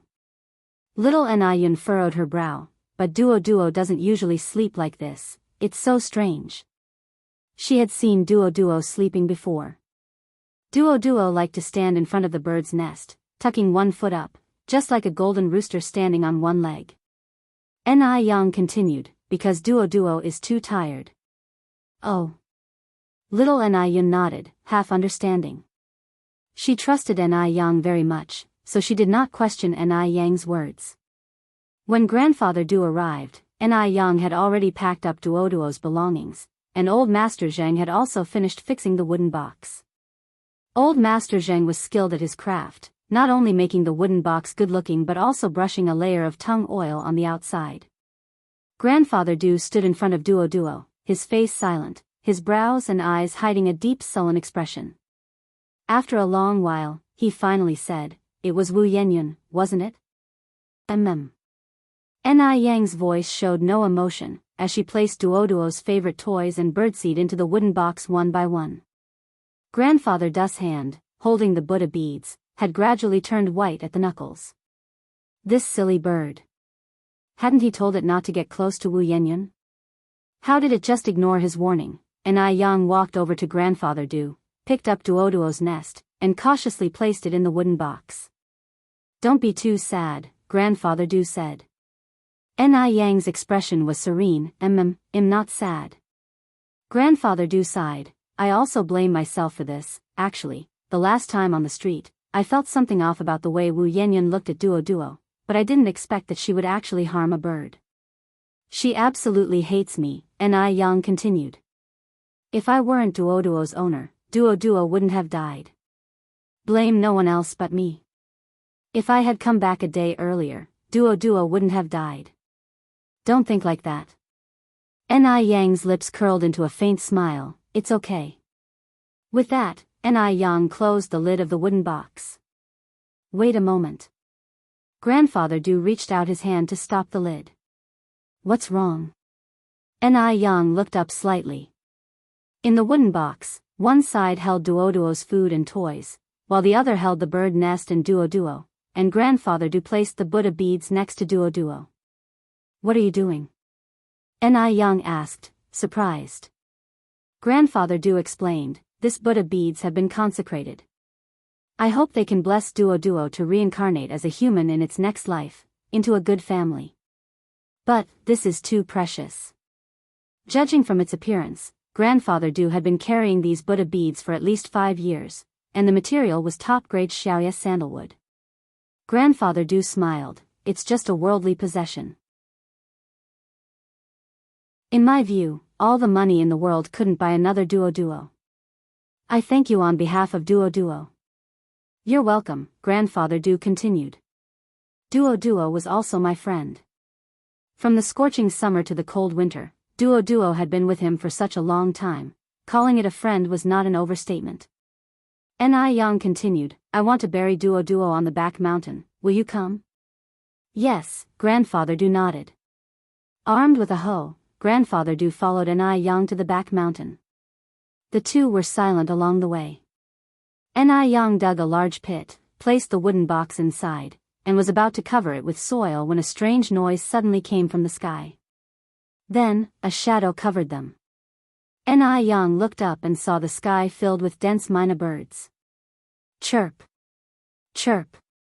Chirp! A series of mournful cries arose from the sky.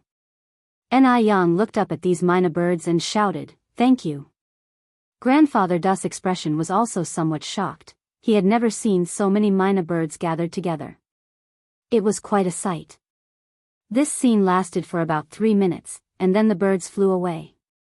After covering the soil, Ni Yang also collected some stones to surround the grave, and planted a small sapling next to it. That day was like a dream. After leaving Jinghua village, Grandfather Du seemed like a changed person, carrying the stormy aura making others dare not look straight at him. The servants at Deming Pavilion were on tenterhooks, afraid that they might inadvertently anger Grandfather Du. Grandfather Du called Wang Ziki, check on Wu Yanyan's recent situation. Ziki was stunned. Grandfather Du continued, check on Wu Yanyan's recent situation, have someone watch her 24 hours a day. If you find any errors, ads pop up, ads redirect, broken links, non-standard content, etc., please let us know each report so we can fix it as soon as possible.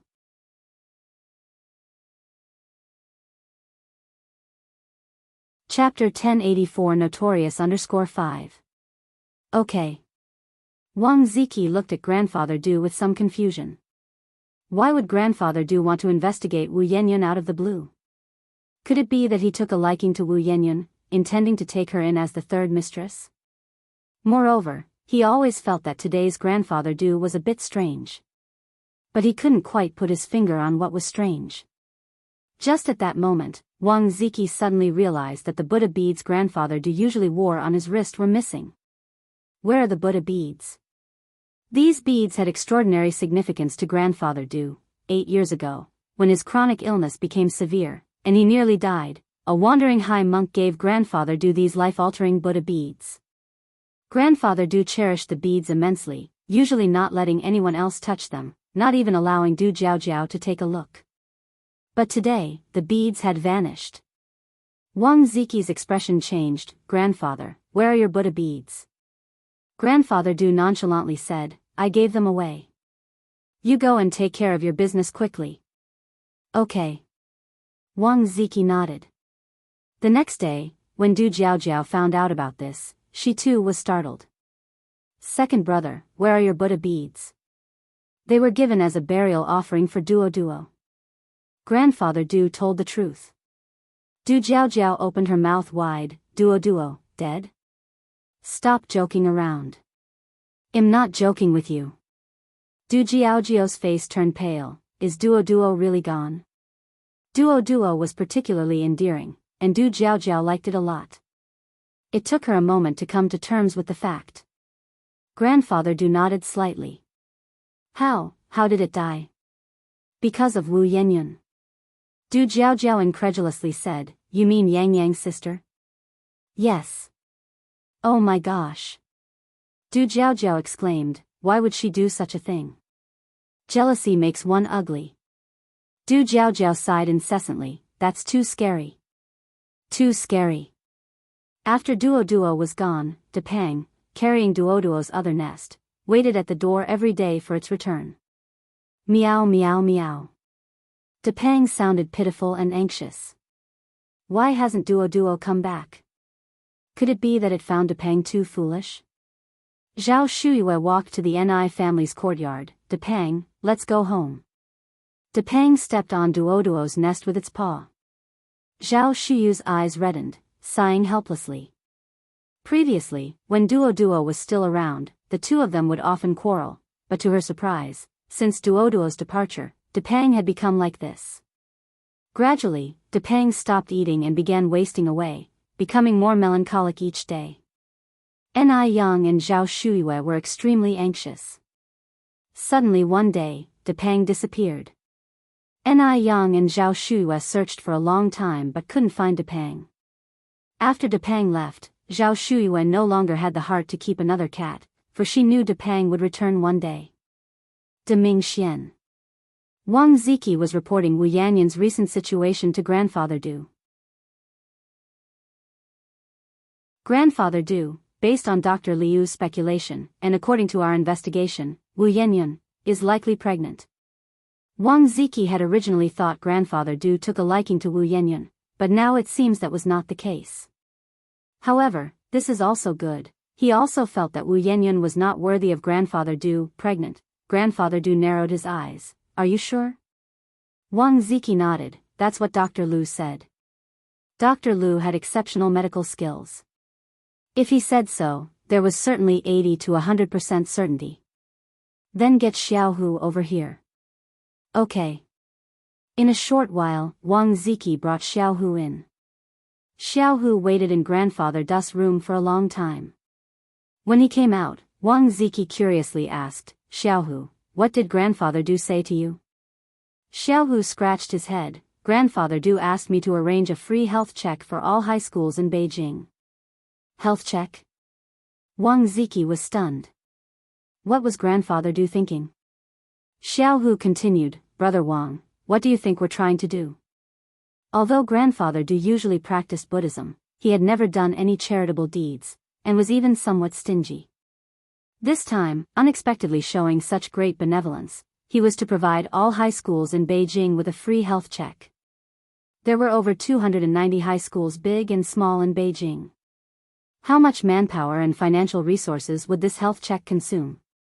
Had Grandfather Du gone mad? Xiaohu always felt this matter was somewhat surreal. Brother Wang, pinch me to see if I'm dreaming? Wang Ziki knocked Ziaha's head hard. You're not dreaming. Actually, Wang Ziki himself was also puzzled. The words fell, and Xiaohu added, the old man said, this matter must be kept secret, Brother Wang, you must never tell anyone. If you find any errors, ads pop up, ads redirect, broken links, non-standard content, etc., please let us know it report so we can fix it as soon as possible.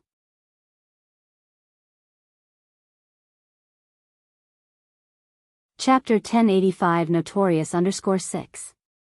Rest assured, Wang Ziki nodded. Isn't this just doing a good deed? Why keep it a secret? The next day, Xiaohu started preparing for the matter. The implementation began the third day. Wu Yanyan's high school received the news of the medical examination, so the teacher decided to free up the afternoon classes and took everyone for a checkup. Wu Yanyan didn't pay much attention to this, but faintly felt that the doctor's gaze at her was a bit strange. 2 hours later, the head teacher called Wu Yanyan to the office alone. Take a look at this. The head teacher's face looked awful as he handed the medical report to Wu Yanyan. Wu Yanyan frowned slightly. Teacher, did the checkup reveal that I have a serious illness? Otherwise, why would the head teacher's face look so terrible? You are pregnant. The head teacher glanced at Wu Yanyan. Actually, at first, the head teacher liked Wu Yanyan very much because she was smart, sensible, and had very good academic results, often coming first, but gradually, Wu Yanyan changed. Her grades slipped, she was distracted in class, and she often skipped school. Recently, she finally restrained herself a bit and her grades started to improve, but now she has caused such a scandal. A high school student, not studying hard and hanging out with miscreants all day, what does that look like? Now she's even pregnant. It's truly disappointing. Upon hearing this, Wu Yanyan's face turned pale in an instant. She looked at the head teacher in disbelief. What are you saying? How could this happen? In a flash, Wu Yanyan's world seemed colorless. Bleak and desolate. The head teacher sighed. Just take a look at the medical report yourself. Before calling Wu Yanyan over, the head teacher had already contacted the Wu family parents, and they were now on their way. The call was answered by Yan Erju. Upon hearing the head teacher's words, her first reaction was that it was impossible. How could Wu Yanyan be pregnant? It must be a mistake. Soon, the parents arrived at the school office and had a discussion with the head teacher. With Wu Yanyan in this condition, I suggest she should take a break from school for a while. You can't come to school with a big belly. Yan Erju said, Teacher, rest assured, the test result must be mistaken, our Xiaoyun is still a virgin, how could she possibly be pregnant? It's definitely a mistake. Impossible. Although Wu Yanyan has been a bit stubborn recently, she would definitely not do such a thing. The head teacher then said, if you doubt the medical examination results, you can take Wu Yanyan to the hospital for a checkup. Coming out of the office, students immediately started pointing and discussing Wu Yanyan. I heard she's pregnant. Really? Of course, it's true. It was discovered during this medical checkup. TSK, so young and already messing around, that's utterly shameless. There were also some more rational students. Don't spread rumors. Maybe she isn't pregnant at all. Not pregnant? Then why did the teacher ask her parents to come? Hearing this, the person who had just spoken fell silent. What's her name? It's Wu Yenyun from class 6 of senior 3. Listening to these conversations, Wu Yenyun wished she could find a crack in the ground to crawl into. The Wu family parents also felt humiliated. After hastily leaving the school, the Wu family parents immediately took Wu Yenyun to the hospital for a check. Wu Yenyun herself also harbored a glimmer of hope. Not pregnant. She mustn't be pregnant. It was the doctor's mistake at the examination. If you find any errors, ads pop up, ads redirect, broken links, non-standard content, etc., please let us know each report so we can fix it as soon as possible.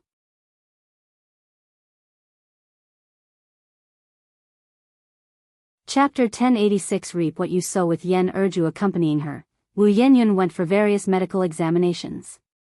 After the examinations, the family of 3 sat in the waiting room awaiting the results. Approximately an hour later, it was finally Wu Yenyun's turn. It was a female doctor, around 40 years old. Yen Erju grabbed the doctor's hands, unable to hide her urgency. Doctor. Doctor. My daughter isn't pregnant, right? Hope also flickered in Wu Yenyun's eyes. She couldn't be pregnant. She definitely couldn't be pregnant. The female doctor adjusted her glasses, holding Wu Yenyun's results, and looked up at Yen Erju. According to the examination results, your daughter is already 4 weeks pregnant. Boom! The doctor's words exploded like a thunderclap directly over the heads of the family of 3. She was really pregnant. How could she be pregnant? Smack! Unable to contain his anger, Wu Jinshu slapped Wu Yenyun across the face. He was furious. He was absolutely furious. He had never imagined that Wu Yenyun would do something like this. She was actually pregnant. How could he face anyone in the future? Yen Erju covered her mouth, crying out. How foolish. This child was too foolish. Wu Yenyun, not caring about the pain on her face, bit her lip hard, feeling both shame and embarrassment, wishing she could just disappear from this world. It's a mistake, doctor, you must have made a mistake. Wu Yenyun grabbed the doctor's hand, crying out, please tell me it's not true. I'm not pregnant. Not. The female doctor glanced again at Wu Yenyun's medical record. No wonder the parents were so angry. For a moment, the doctor looked at Wu Yenyun with a strange expression in her eyes. The doctor continued, do you want to keep the baby? If so, I can prescribe some medicine for maintaining the pregnancy. Wu Yenyun couldn't hear anything anymore. All she could think about was that she was pregnant. She was pregnant. She was actually pregnant. Wu Jinshu said, we can't keep this child. Yen Erju hurriedly added, yes, yes, yes. We can't keep this child. For the sake of Wu Yenyun's future, this child couldn't be kept. The doctor looked at Wu Yenyun's parents and continued, your daughter has a unique physique, and this is her first child. If you choose abortion, she may never be able to conceive again. Upon hearing this, Wu Yenyun's parents were stunned. What should they do? Should Wu Yenyun give birth to the child? What will happen to Wu Yenyun's future if she gives birth? And if they go with abortion, Wu Yenyun might never be able to become a mother again. For a while, Wu Yenyun's parents found themselves in a dilemma, unsure of what to decide. The doctor continued, you parents should go home and discuss it thoroughly. If you decide to proceed with an abortion, it's best to do it within the first 3 months. After 3 months, it will be tough for the adults. Wu Yenyun didn't know how she had managed to leave the hospital. On the way, Wu Jinshu and Yen Erju were silent. She knew that this was the calm before the storm. Upon returning home, Wu Jinshu's emotions completely erupted. Tell me, which bastard got you pregnant? Was it that bastard on the motorcycle last time? Wu Yenyun, with tears all over her face, shook her head. I don't know, you don't know? You've done such a shameful thing, and you don't know? Wu Jinshu continued, crying. What's the use of crying now? How many times have your mom and I told you to stay away from those bad youths? What did you say back then? You're reaping what you sowed. Retribution. What sin did our Wu family commit to raise such a disgraceful child? This was probably the most severe Wu Jinshu had ever scolded Wu Yanyan. Because it was too shameful. The news of Wu Yanyan's pregnancy had already spread on their way to the hospital. It wouldn't take many days before everyone would know. It might even make the news. The more Wu Jinshu thought about it, the angrier he became. Listening to all this, Wu Yanyan recalled the time she had fasted, the time when her parents had earnestly advised her, but she just wouldn't listen. She regretted it so deeply. She truly regretted it. If only she had listened to her parents' advice earlier and completely cut off contact with Wei Haoguang. If she had severed ties with Wei Haoguang back then, none of this would have happened today. But in this world, there is no medicine for regret. No medicine for regret. Why was she so foolish then? If you find any errors, ads pop up, ads redirect, broken links, non-standard content, etc., please let us know it report so we can fix it as soon as possible.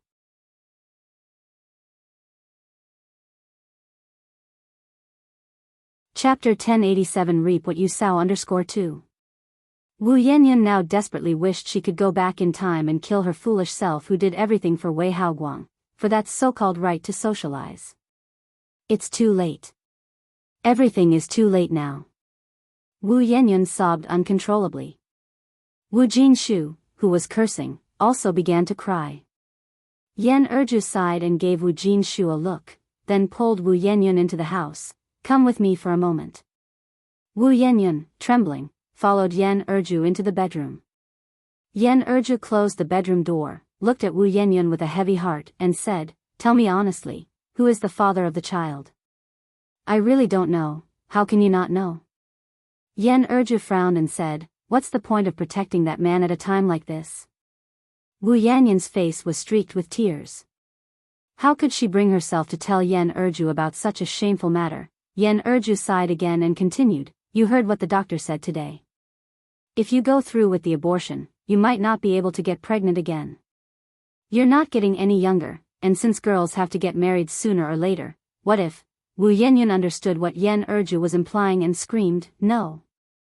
I don't want to give birth to this bastard child. I don't want to." Bastard child? How many mothers would call their own children bastards? Yan Erju's brow twitched, and she instantly knew there was more to the story.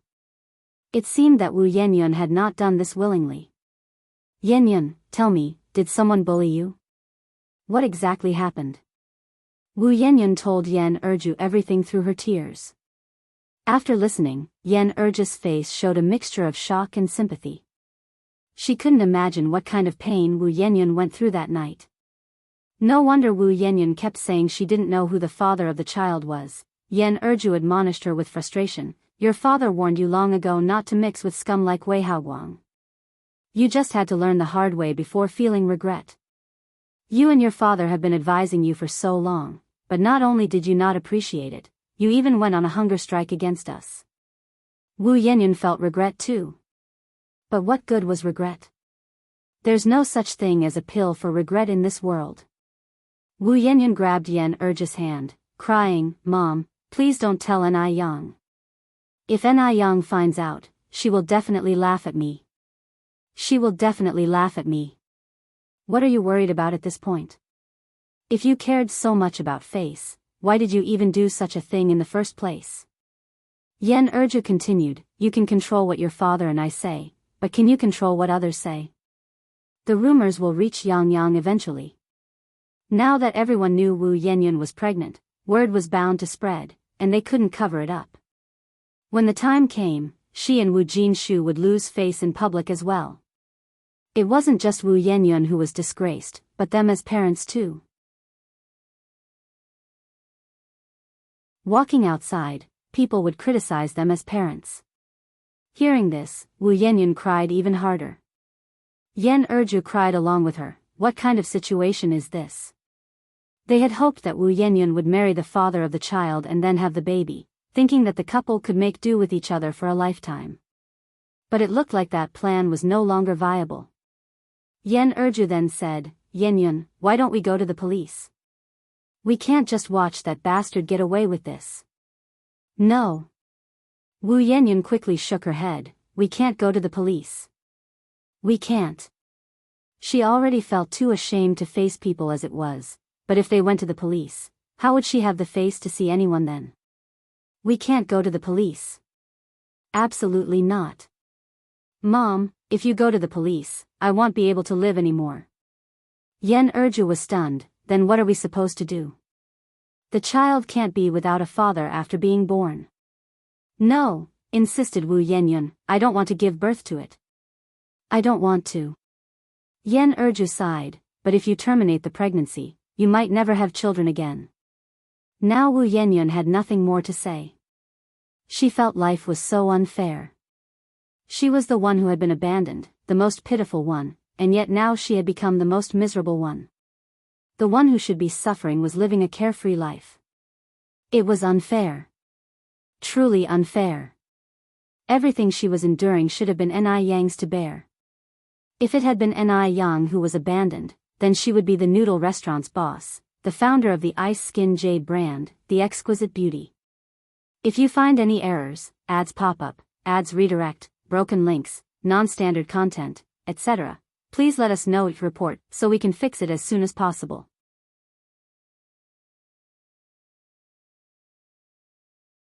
Chapter 1088 Reap What You Sow _3. Everything was taken from her by Ni Yang. It was Ni Yang. It was all Ni Yang's fault. After Yen Erju left Wu Yanyun's room, she discussed the situation with Wu Jinshu. Wu Jinshu sighed, I always knew that Yenyun, this child, wouldn't grow up without experiencing something. But I never imagined that the price for her growing up would be this great. What path should they take in the future after such an incident?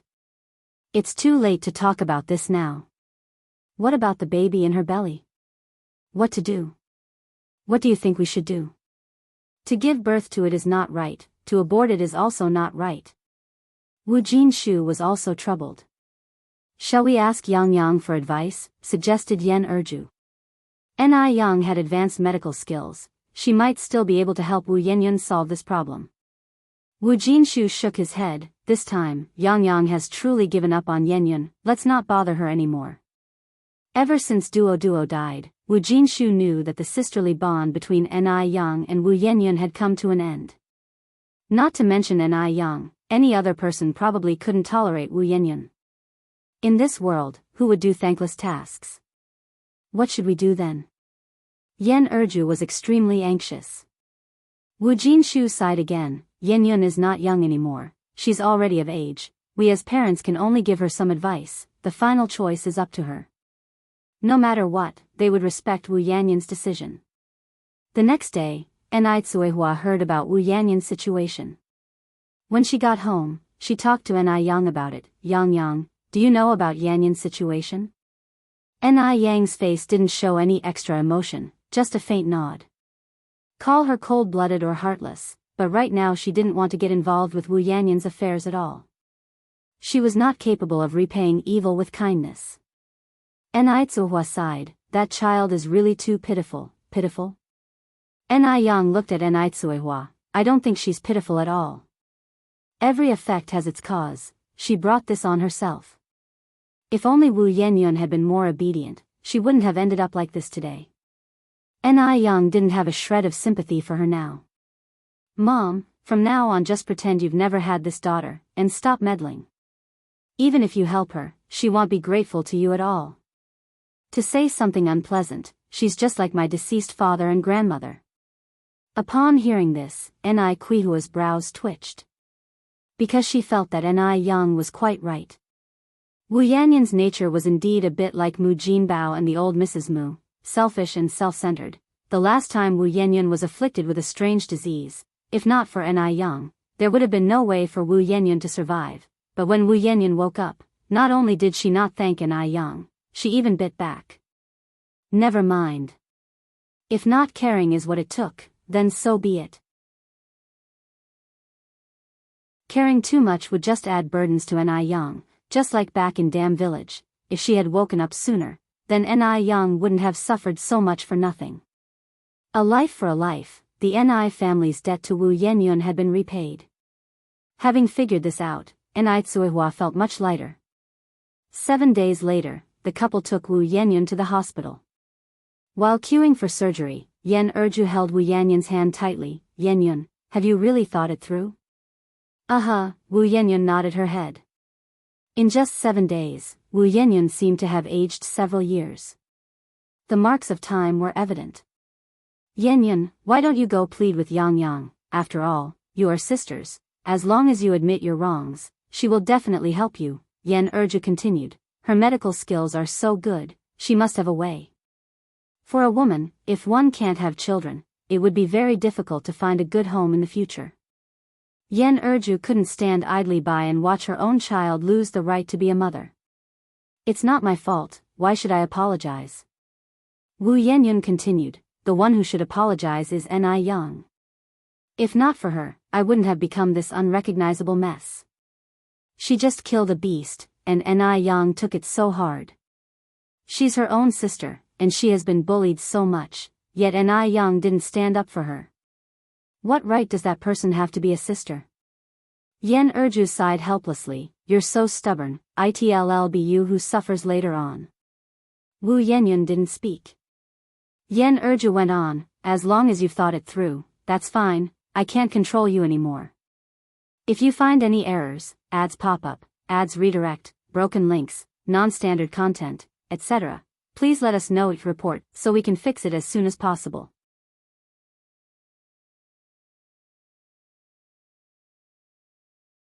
Chapter 1089 Reap What You Sow _4.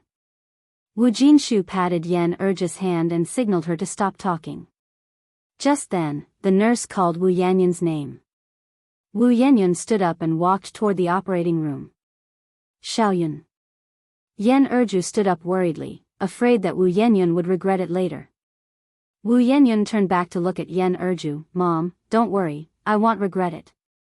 Having said that, she walked into the operating room. Clack. The door to the operating room closed, and the surgical lights came on.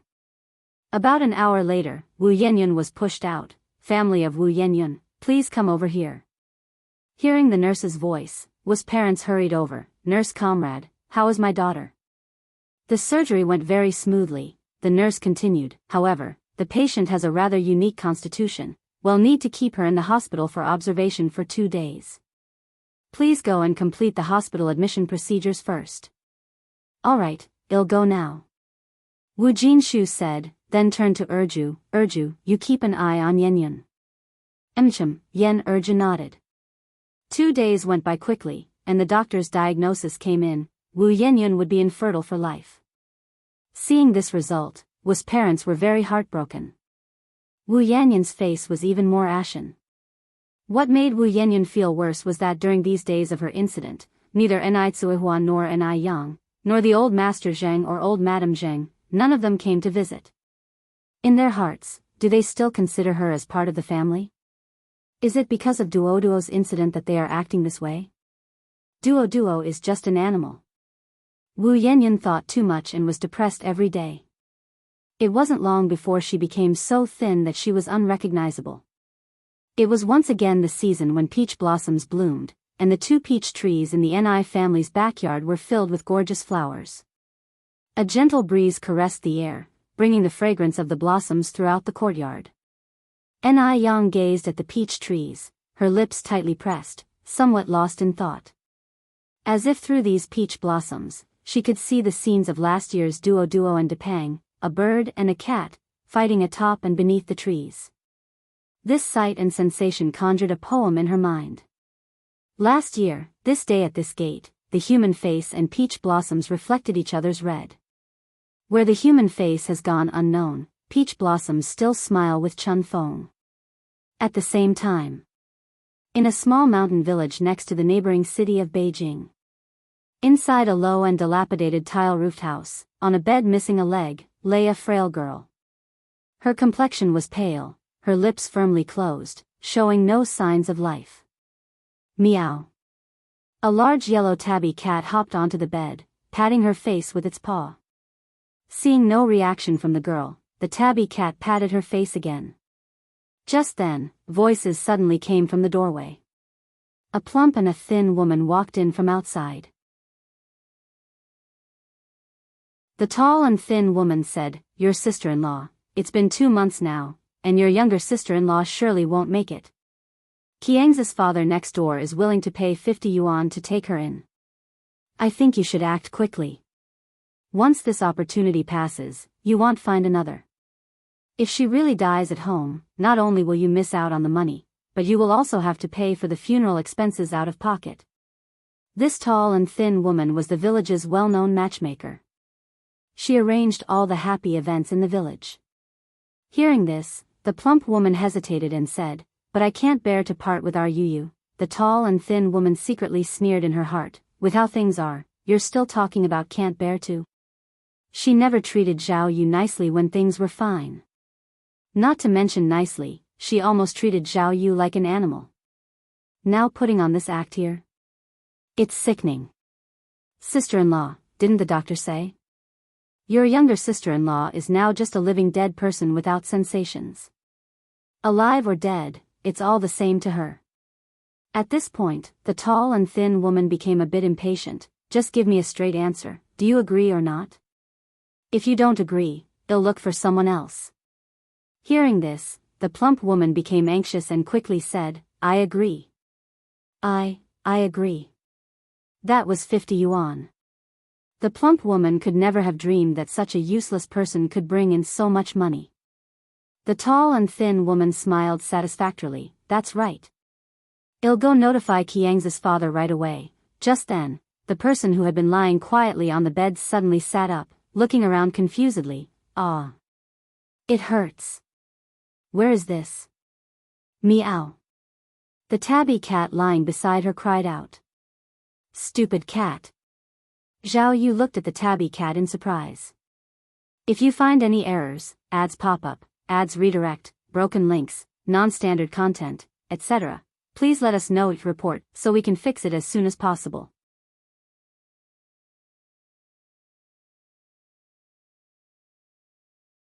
Chapter 1090 Reap What You Sow _5. Hearing Zhao Ye's voice, the big orange cat appeared extremely excited and quickly jumped into Lu Ye's arms to rub against her. "Meow. Silly cat, I didn't expect I could see you again. Woo woo woo." The person and cat wept together, heads buried in sorrow. This scene startled the 2 women standing by the door, one fat and one thin. Who could have thought that someone who had been comatose in bed for 2 months could wake up? Especially the fat woman, she turned pale with anxiety. This damn girl, not waking up earlier or later, but just had to do so at this time. Her 50 yuan. What to do now? Marrying off a comatose person to Qiang's father was feasible, since she had no consciousness anyway. But now that she's recovered, what if she doesn't agree? At that moment, the tall, slim woman pulled on the hand of Lu family's sister-in-law and whispered, "Sister-in-law, come outside with me for a moment." "Okay." The 2 women stepped outside. The tall, slim woman handed Lu family's sister-in-law a small paper packet. "What's this?" Zhao family's sister-in-law looked puzzled at the fat woman. The tall, slim woman glanced around to make sure no one was there, then whispered something into the ear of Zhao family's sister-in-law. Upon hearing it, Zhao family's sister-in-law went pale. "What did you say? Can this really work? What are you scared for? Her big brother isn't at home anyway, and besides, everyone in the village knows that Zhao Yu has been bedridden for so long with no hope of recovery. If anything really happens, no one will suspect a thing. All Qiang's father wants is to take a wife. In this remote and impoverished area, it's not unusual for someone to fall ill and never recover." The tall, slim woman had been dealing with human traffickers in recent years, and some traffickers specifically targeted young and pretty girls, feeding them drugs so they couldn't talk, making them easy to dispose of however they wanted. Once you get used to doing certain things, you become numb to them, which is why the tall, slim woman, upon seeing Zhao Yu awaken, immediately handed Zhao family's sister-in-law a packet of medicine. Zhao family's sister-in-law was still a bit afraid, even though she usually wasn't nice to Zhao Yu, she had never thought about harming her. The tall, slim woman continued, I'm the one giving you the drugs. If something goes wrong, I'll take the fall. What are you so afraid of? You really have no guts. She said this with impatience. Forget it. If you're not willing, then never mind. I'll find someone else. Upon hearing this, Zhao family's sister-in-law quickly grabbed the tall, slim woman. Can this really be done? The tall, slim woman nodded. Of course it can. You just need to watch her and not let her leave the house today. As long as she doesn't go out, nobody in the village will know she's recovered. Tonight, you put the medicine in her food, and tomorrow morning I'll notify Qiang's father to come take her as his bride. Once the door is closed, there'll be nothing to worry about.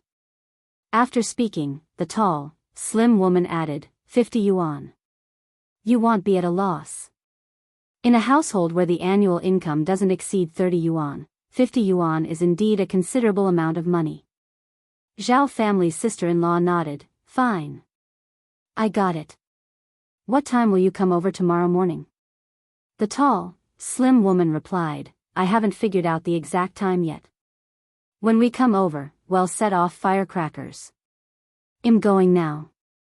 Wait a second. Zhao family's sister-in-law tugged at the sleeve of the fat woman.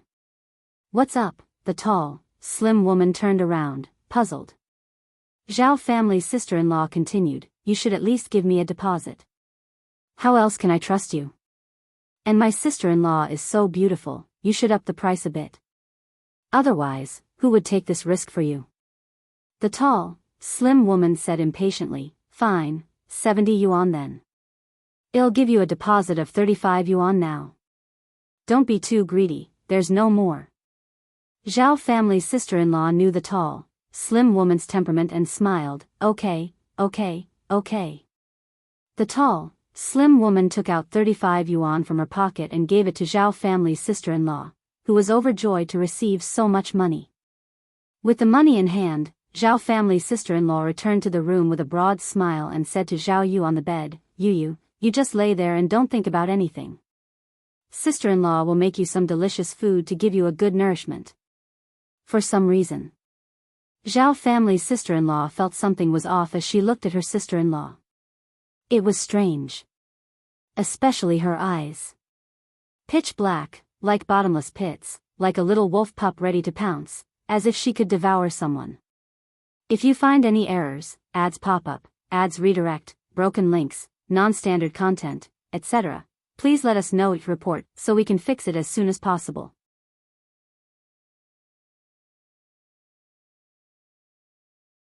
Chapter 1091 Reap What You Sow _6. Zhao family's sister-in-law already had a guilty conscience, and now she became even more frightened. Yu, why don't you sleep first? Sister-in-law will head out first. Watching Zhao family's sister-in-law's retreating figure, Zhao Yu narrowed her eyes. Wailing sounds, there are too many bad people here, it seems she needs to leave sooner. Otherwise, she's in for a rough time. Sigh. She really misses Yang Yang. If Yang Yang were here, she would definitely protect her. Indeed, the body of Zhao Yu in front of her actually harbors a shameless and narcissistic bird spirit. That is... Duo. Zhao Yu clapped her hands, leapt forward, but instead of taking flight, she fell flat on her bottom. Bang! Ouch! Tears sprang from Zhao Yu's eyes. What's going on? Has her flying skill deteriorated? Zhao Yu crawled and scrambled to the mirror, and staring at her reflection, she exclaimed in horror, My God! My God! What happened to me? Where are my feathers? My beak? Ah! She was the handsomest in the bird realm, but now turned into this ghastly appearance. How could she charm other birds in the future? She wasn't ready to stop flirting around. What is actually going on? After a good long while, Duo finally came to terms with the fact that she had turned into a human. The owner of this body is called Zhao Yu, 18 years old, motherless since childhood, living with her brother and sister-in-law. Recently her brother went out to work, leaving her to live alone with her sister-in-law. Her sister-in-law treats her terribly, always hitting or scolding her. 2 months ago, Zhao Yu fell from a mountain while picking mushrooms, tragically becoming comatose, and then, she turned into Zhao Yu, meow. A big orange cat patted Zhao Yu with its paw. Silly cat. Zhao Yu bent down to pick up the big orange, woo woo woo. Now that I've become like this, would my mom and her lousy man still recognize me? And Xiao Wang, would he recognize me? After speaking, Zhao Yu again looked up at the ceiling and sighed. What should she do now? She's starting to miss Yang Yang more and more, wondering if Yang Yang misses her dog's son.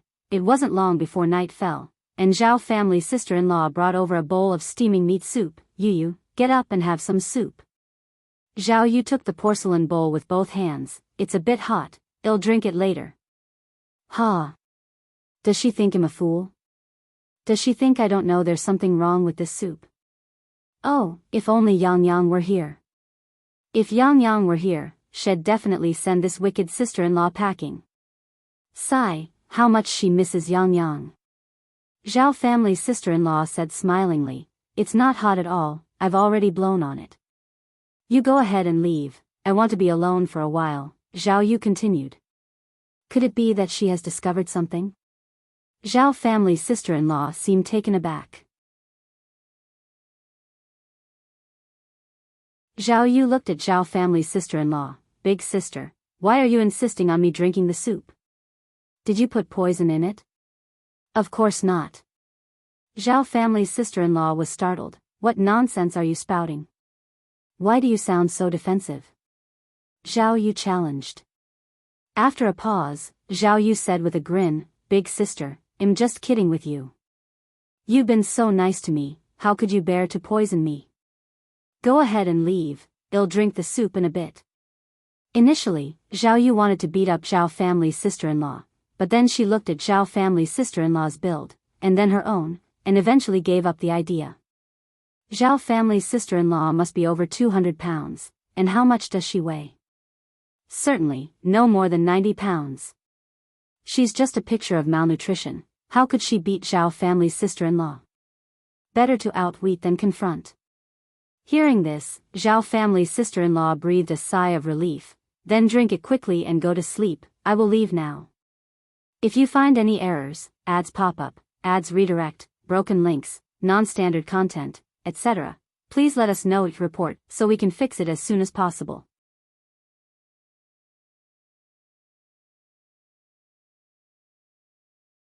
Chapter 1092 Meet. After Zhao Ye's sister-in-law left, Zhao Yu sat on the bed, thinking about how to escape this den of wolves. According to the memories in Zhao Ye's mind, this place was a small mountain village over 800 kilometers from Beijing City. In the past, what was 800 kilometers?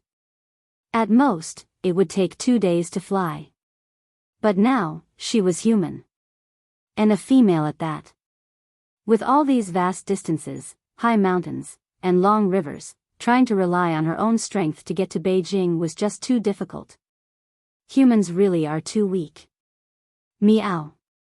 Depang nudged Zhao Ye's head with its own. Silly cat, how did you find me? Zhao Yu suddenly felt a pang of sympathy for Depang. Such a long journey, Depang really went through a lot. Depang stretched its legs, as if to show Zhao Yu how good its jumping skills were. It could leap several meters in one go, and it could climb trees too. Zhao Yu touched Depang's head, extremely worried. Over 800 kilometers. How was she going to get back? Sigh, if only I had written down Yang Yang's family's phone number. Zhao Yu sighed. If she had known Yang Yang's family's phone number, she could have asked Yang Yang to come pick her up. Was she really going to be sold off by that fat woman and go be a daughter-in-law for someone like Qiang's dad? No way. She was Yang Yang's dog child, she did not want to be sold to someone else. Thinking it over, Zhao Yu patted Depang's head, silly cat, go see what that evil old woman is up to now. Meow. Depang meowed once, jumped off Zhao Yu, and leaped out the window. In a little while, Depang came back, meow meow meow. Zhao Yu tilted her head, listened for a while. Oh, I see. I understand now. Outside, the sky gradually darkened. Taking advantage of the night, Zhao Yu held her breath and went to the next room, which was eerily quiet with no one around. Just like Depang said, Zhao's sister-in-law had gone out to meet her lover. After confirming the house was empty except for her, Zhao Yu breathed a sigh of relief, returned to her room, picked up the bowl of meat soup and went to the kitchen. The kitchen was fragrant, the air filled with the aroma of stewed meat. Zhao Yu swallowed, took a clean bowl from the cupboard, served herself 2 fresh bowls of meat soup, and then poured the drugged soup back into the pot. Zhao Yu carried 2 bowls of meat soup back to her room, one for herself and one for Depang. Silly cat, time for meat soup. Catching the scent of the meat soup, Depang was incredibly excited. It was Zhao Yu's first time drinking meat soup.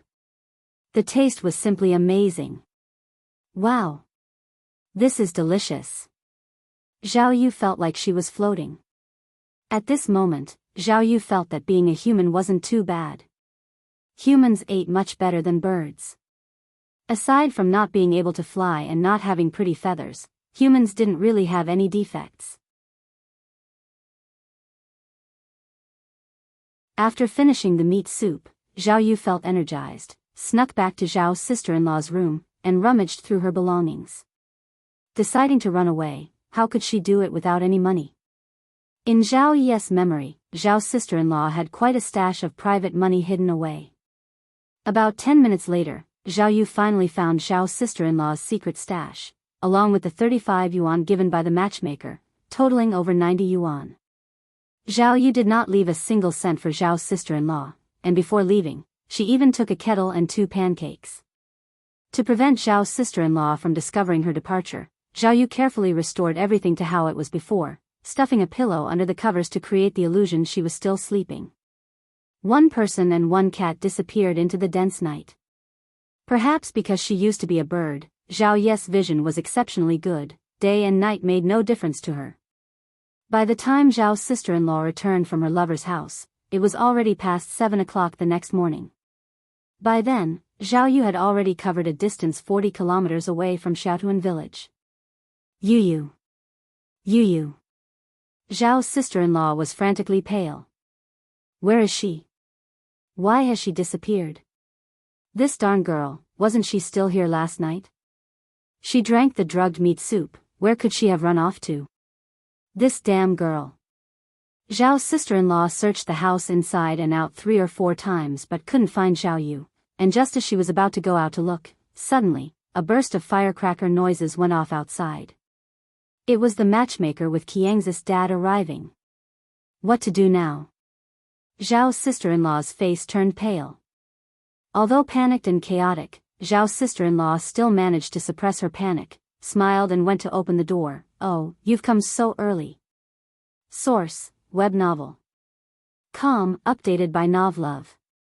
Com if you find any errors, ads pop up, ads redirect, broken links, non-standard content, etc. Please let us know to report so we can fix it as soon as possible.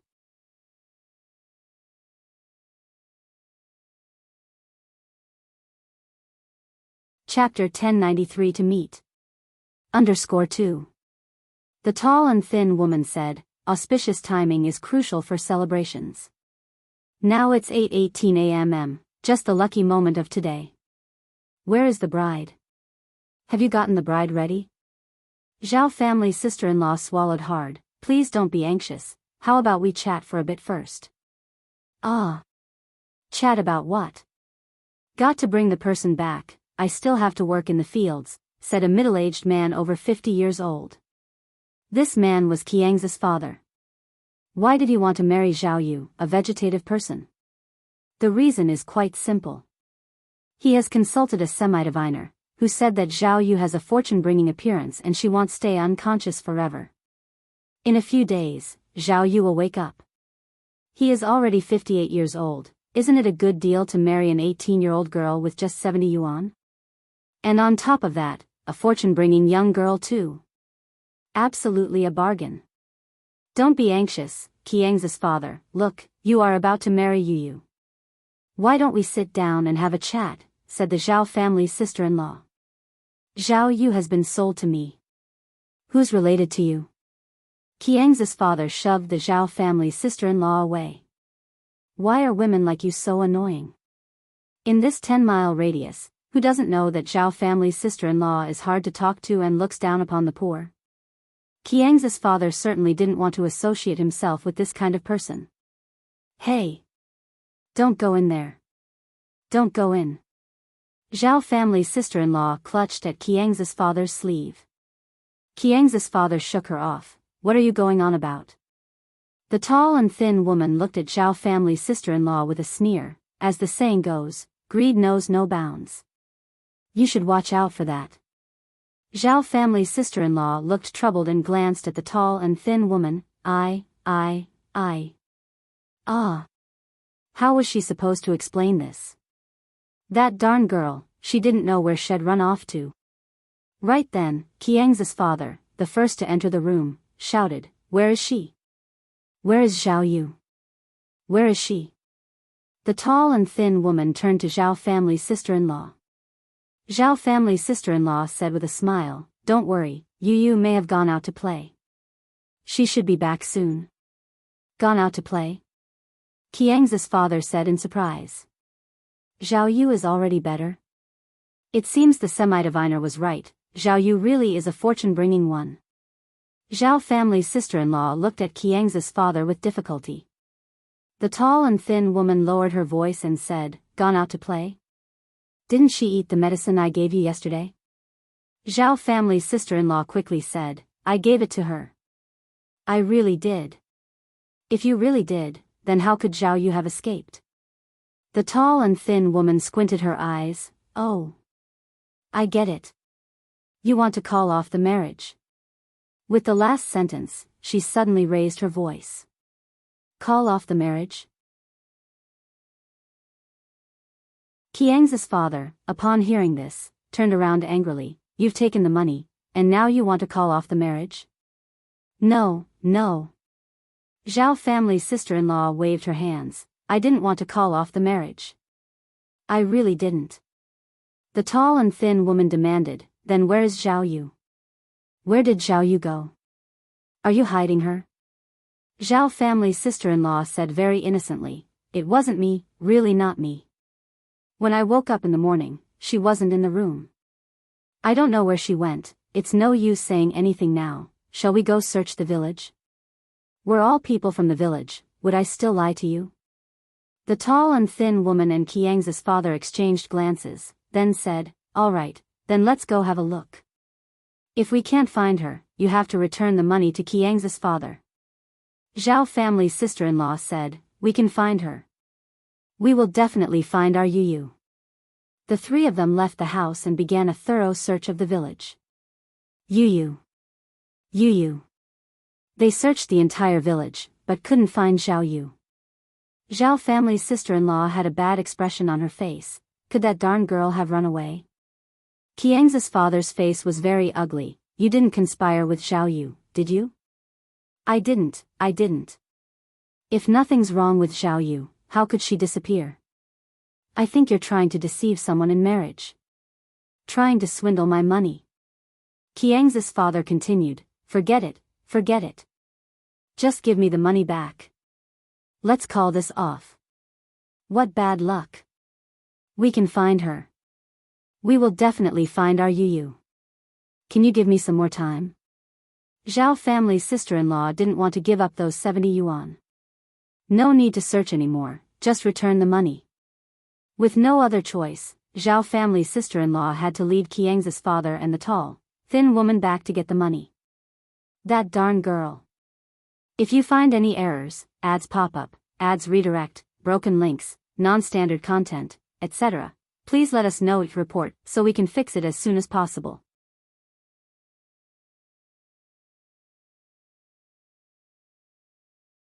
Chapter 1094 To Meet. _3. If she comes back later, let's see how she's going to sort herself out. Arriving at the Zhao family courtyard, sister-in-law Zhao said, "Wait here, I'll go inside and get the money." "Go on. Don't play any more tricks." Qiang's dad was getting impatient. Sister-in-law Zhao went inside to look for the money, but when she opened the cupboard where the money was hidden, her face turned pale and she broke out in a cold sweat. Oh my God! Where's her money? Where is it? This is all her savings. Oh Lord above! I can't go on living. Sister-in-law Zhao sat on the ground crying her heart out. Who is the wretched thief who stole my money? Qiang's dad and the tall slim woman exchanged a look, seeing the bad omen in each other's eyes. They hurried inside, only to find sister-in-law Zhao sitting on the ground, sobbing uncontrollably. Qiang's dad said angrily, "You're doing this on purpose, aren't you? First the person is gone, now the money too. I'm going to report you for fraud." Sister-in-law Zhao cried as she said, "It wasn't on purpose. My money is truly gone. Would I joke about something like this? If I'm lying, may lightning strike me down. Oh, you cruel bastards, thinking you can bully me because the men of our house aren't home. Oh my God. I can't go on living, can't go on." When it comes to making a scene, sister-in-law Zhao is second to none if she claims first place. Qiang's dad and the tall slim woman had no choice but to let her sign an IOU. Now back to Zhao Ye's side. Because this is a mountain village, transportation is mostly on foot, and communication relies on shouting. In the afternoon, Zhao Yu and Depang encountered an ox cart on the road. Zhao Yu waved to the ox cart. "Old grandpa. Old grandpa. Could you give us a ride?" The old man driving the ox cart immediately pulled on the reins and asked with a smile, "Little girl, where are you heading?" Zhao Yu tilted her head to think for a moment. We're going to the county town." They needed to transfer to a bus in the county town before they could take a train. Zhao Yu had a clear goal. "Going to the county town, huh," said the old grandpa, stroking his beard. "We might not be heading to the county town, but I can take you to Lejia town, and from there you can take a bus to the county town. By the way, little girl, isn't there supposed to be one more person with you?" "There is one more right here." Zhao Yu bent down to pick up Depang. The old grandpa laughed. "Ha! You're quite an interesting little girl." He had thought Zhao Yu had a companion when she said we. He didn't expect her companion to be a cat. Zhao Yu, holding Depang, got onto the ox cart. "Depang, we'll be able to go home soon." The old grandpa chuckled. "Can this cat of yours understand what you're saying?" Zhao Yu nodded. "Yes. Of course. Our silly cat is not your ordinary cat.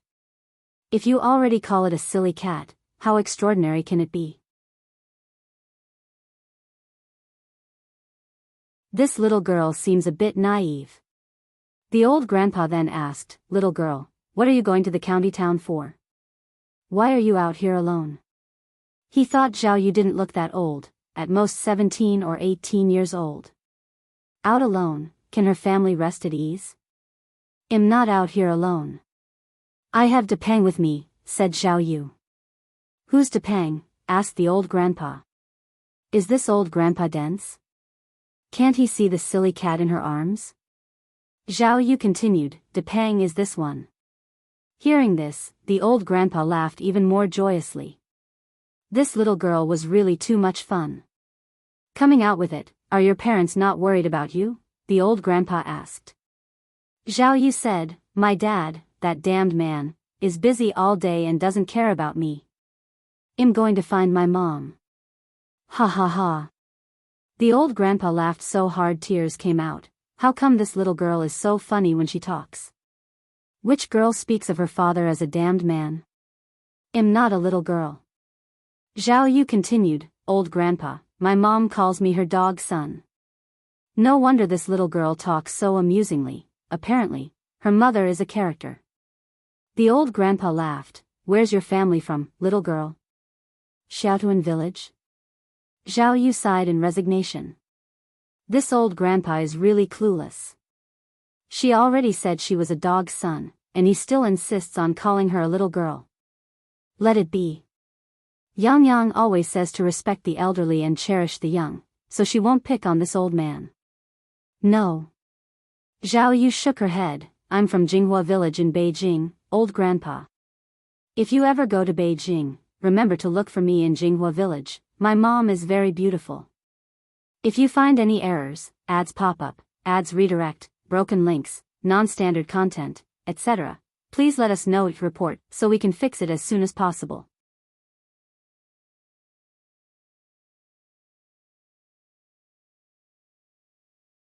Chapter 1095 to meet. _4.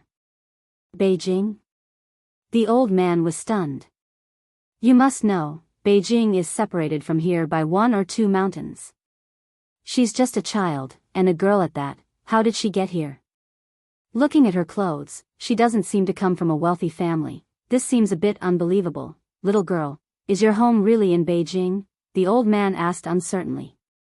Of course. Zhao Yu nodded. I never lie to anyone.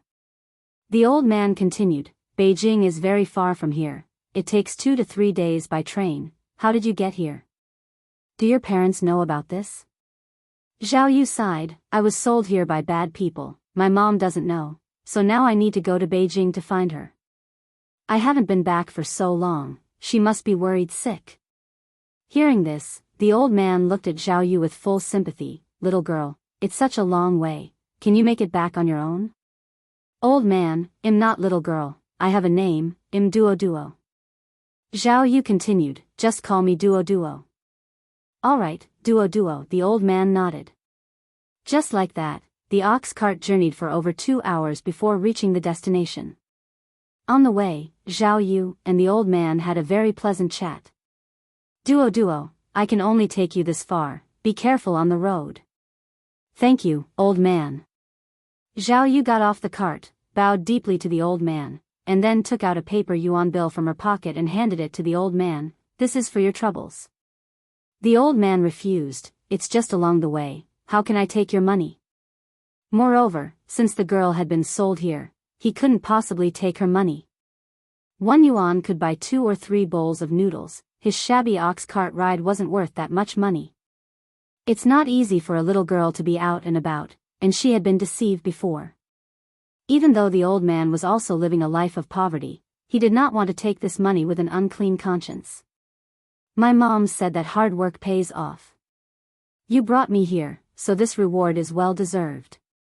Nobody should do something for someone else for free in this world. So please, just take it.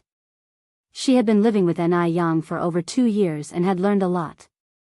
The old man looked at Zhao Yu with a very surprised expression. At first, he thought Zhao Yu was just a naive and somewhat clueless girl. He didn't expect her to speak such wisdom. It was truly unexpected. It seems her mother is also no simple person. Zhao Yu stuffed the money into the old man's hand, then waved at him. Goodbye, old man.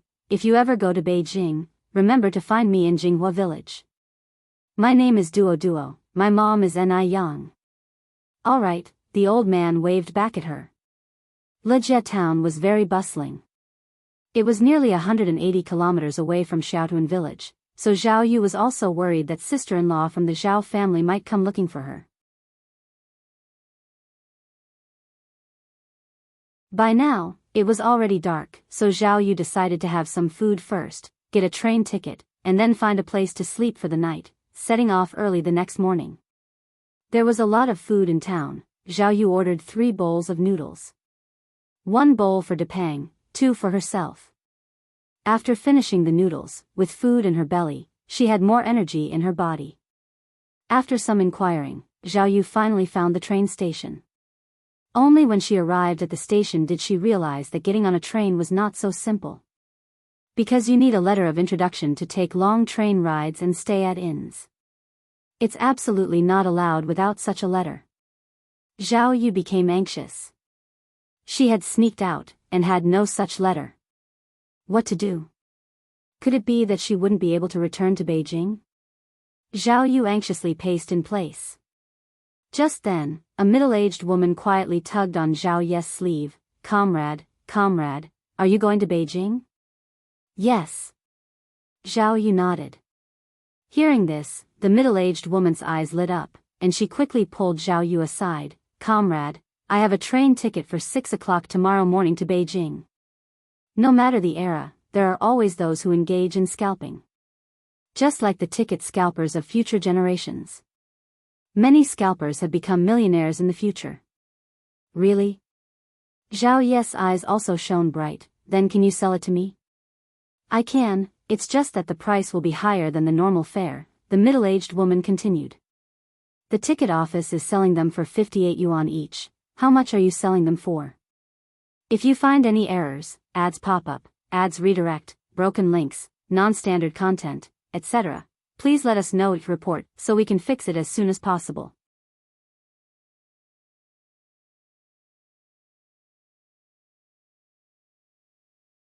Chapter 1096 Meet. _ 5. 108. The middle-aged woman whispered. 108. Zhao Yu exclaimed in shock, why don't you just rob someone? The middle-aged woman chuckled and said, listen to how funny you sound, young comrade. If I get caught doing this, it's a huge problem. The price I'm giving you is already very kind. Others are selling it for 128. At this time, crackdowns were serious, and activities like those of the middle-aged woman, if caught, were indeed troublesome. That still can't be 108. Zhao Yu continued, will 78 work? She had a total of 98 yuan on her, and after the car fare and meal money, she was left with only 90 yuan. There would still be meals needed on the way, and after arriving in Beijing, she would need to transfer several times. All these transfers would take at least 7 or 8 days to reach Jinghua village. Hearing this, the middle-aged woman said speechlessly, 78 yuan? Young comrade, aren't you joking with me? No, no. Zhao Yu narrowed her eyes and went on, Auntie, it's already past 7 o'clock. If you don't sell this ticket by 6 o'clock tomorrow morning, not only will you not be able to sell it for a penny, but you will also lose several yuan. I'm willing to buy it for 78 yuan, at least you'll make 20. You can't be so inflexible in life, you have to learn to adapt. At this point, Zhao Yu added, if you really don't want to sell it, then forget it. I'll look around, surely someone will be willing to sell it to me for 78 yuan. With that, Zhao Yu turned to leave. Actually, Zhao Yu had learned this trick by following Ni Yang. Don't be fooled by Ni Yang's wealth. When it comes to bargaining, no one can beat her. The middle-aged woman saw Zhao Yu walking further and further away, and quickly said, come back. Come back. Young comrade, come back. Let's talk this through, young comrade. Zhao Yu turned around unhurriedly, do you have anything else to say? The middle-aged woman said wordlessly, fine, 78 it is. I'll sell you the ticket. I've been in this business for over a year and I've never met a girl as shrewd as you. Zhao Yu said unapologetically, all thanks to my mom's good teaching. Without Ni Yang's guidance, how could she be so outstanding? The middle-aged woman handed over the ticket to Zhao Yu, saying, you look so pretty, your mom must look even prettier, right? That's right. Zhao Yu raised her proud little head, my mom is 1,000 times, no, 10,000 times prettier than me. She's the prettiest in the whole world. Middle-aged woman, why don't you just say your mom is a fairy descended to earth? And the prettiest in the whole world. You don't even draft your lies. The middle-aged woman casually pointed to a poster near the train. Is your mom prettier than that comrade? Zhao Yu replied disdainfully, she can't even compare to 1/10,000th of my mom. The middle-aged woman followed up, do you know who that is? That's a big pop star. Can your mom be prettier than a pop star? Zhao Yu had an inexplicable confidence in Ni Yang. In her eyes, Ni Yang was the most impressive. And the most beautiful in the world. Nothing is greater than Yang Yang, not even the vastness of the earth and sky. If my mom decided to sing, what business would she have? Middle-aged woman, this kid must be crazy. Here 78 yuan, please count it. Zhao Yu handed over a few RMB notes to the middle-aged woman. The middle-aged woman took the RMB and said, young comrade, let me tell you, my train ticket is for the rear carriage. If you're a bit clever, the inspectors hardly ever check there. Zhao Yu nodded, all right, thank you. It's tough for everyone out there, no need for thanks. The middle-aged woman continued, but just having a train ticket isn't enough. You can't stay anywhere in Beijing without an introduction letter. Where will you stay? Zhao Yu smiled, don't worry about that, my mom is in Beijing. Oh, is that so? The middle-aged woman nodded, then I wish you a smooth journey, young comrade. Thank you. Zhao Yu waved goodbye to her. With the ticket successfully purchased, Zhao Yu was in high spirits, bringing Depang to a grove near the train station. Since she didn't have much money left, she planned to make do and spend the night in a tree. To get a good night's sleep, Zhao Yu specifically chose a lush, towering tree. Just as she was about to climb the tree, Zhao Yu realized that she was now even worse off than Depang, the silly cat. If you find any errors, ads pop up, ads redirect, broken links, non-standard content, etc., please let us know it report so we can fix it as soon as possible.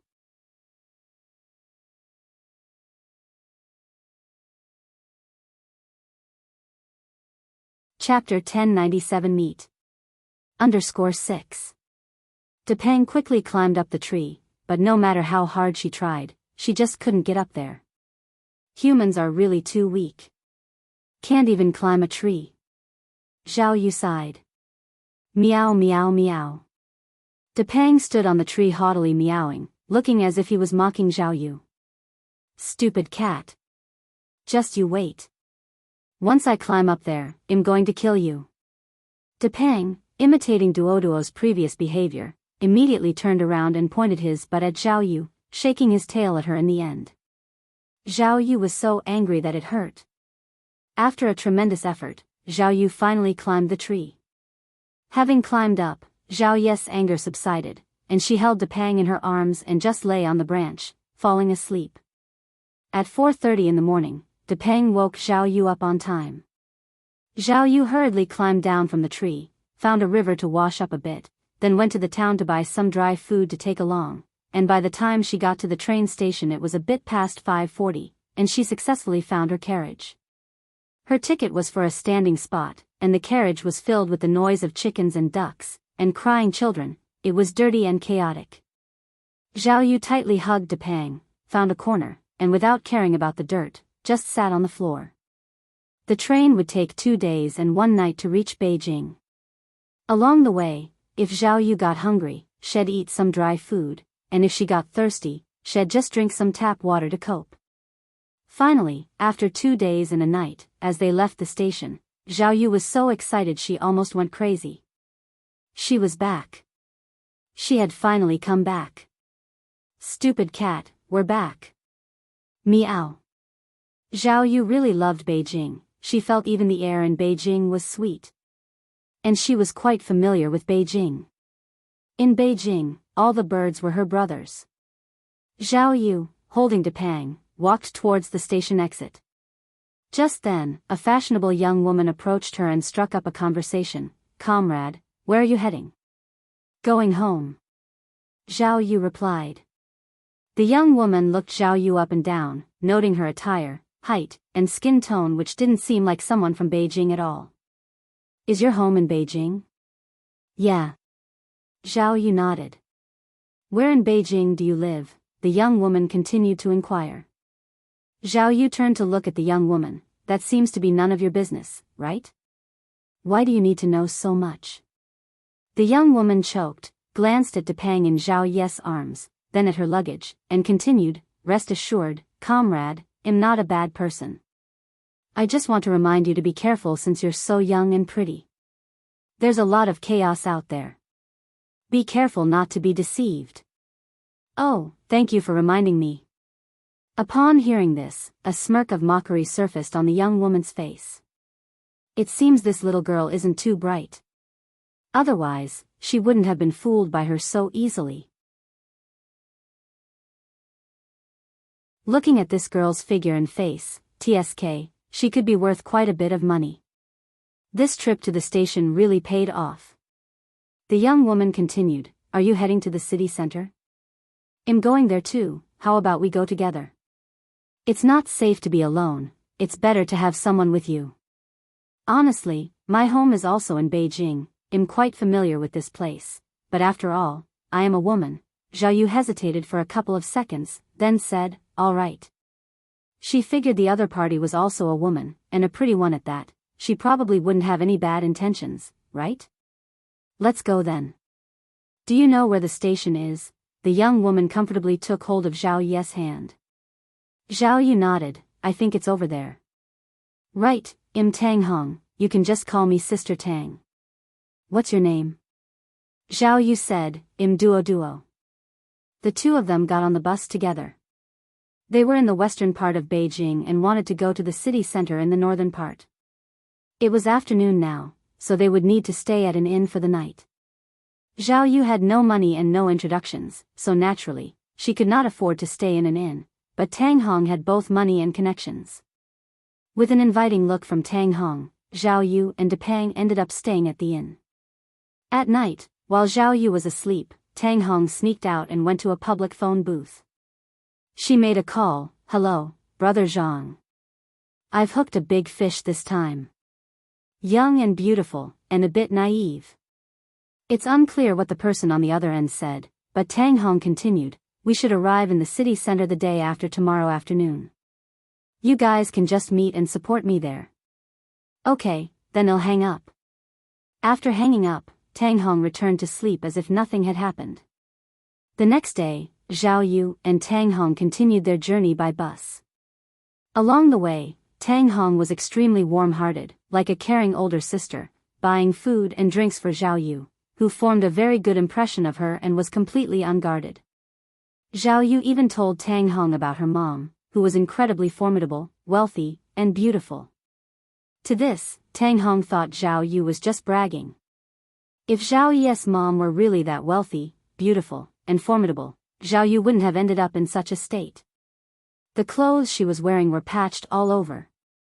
After 3 days of hard travel, they finally arrived in the city center.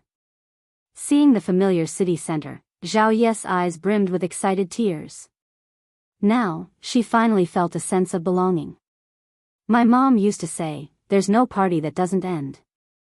Sister Tang, we've reached the city center, let's part ways here."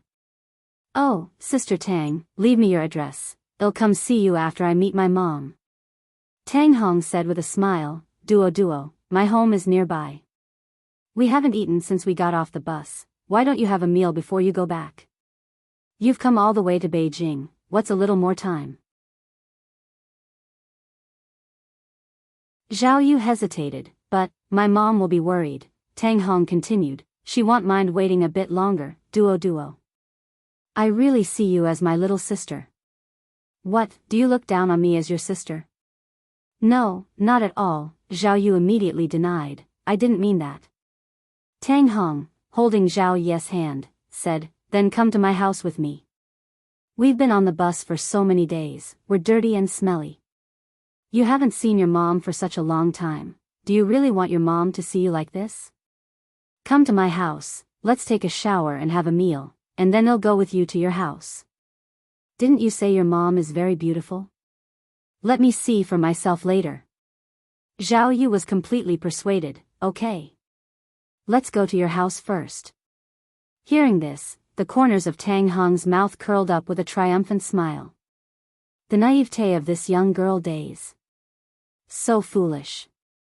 Brother Zhang and others were waiting at the rendezvous point for her. Once there, Zhao Yu would have nowhere to cry for help. "My house is this way, follow me." Zhao Yu followed beside Tang Hong. Just then, Zhao Yu suddenly saw a familiar silhouette. Wearing a white t-shirt, jeans, and white sneakers. Although she rarely dressed like this, Zhao Yu recognized her instantly. That was Yang. Oh my god. Oh my god. Mom. Afraid that Yang might disappear on the spot, Zhao Yu ran over like lightning and embraced Yang, crying, "Woo-woo. Mom, I've finally found you." "Mom?" Yang, embraced suddenly by Zhao Yu, was a bit stunned. Whose silly child is this? If you find any errors, ads pop up, ads redirect, broken links, non-standard content, etc., please let us know, report, so we can fix it as soon as possible.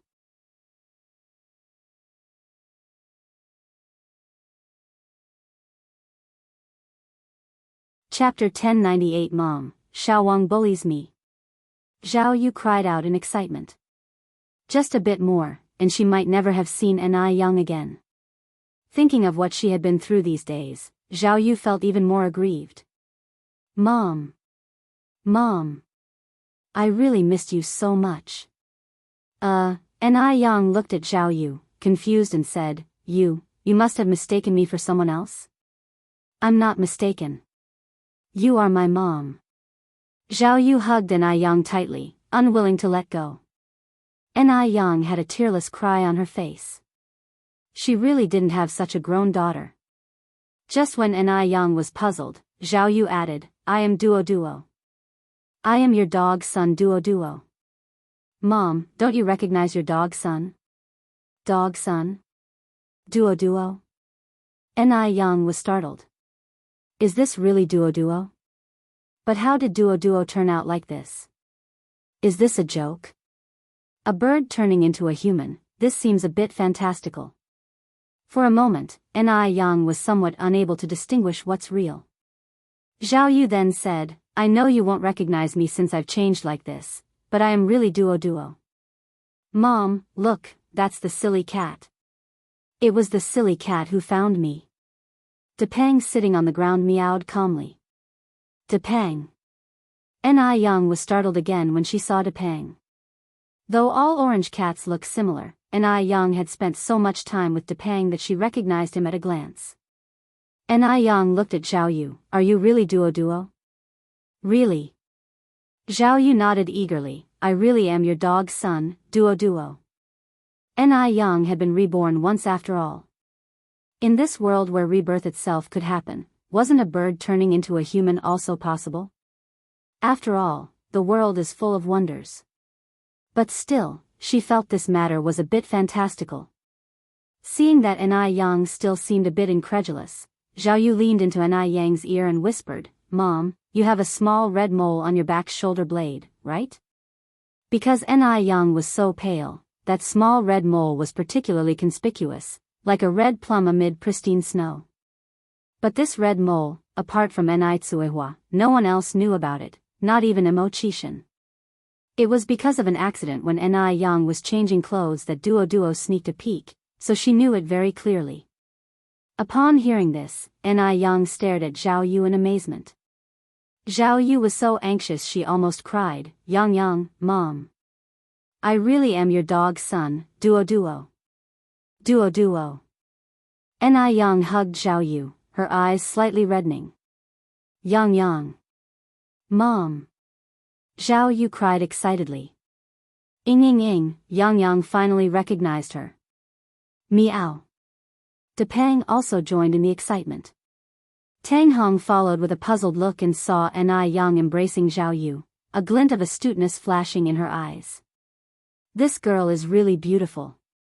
She had traveled all over the place for so many years and had never seen such a beautiful young girl.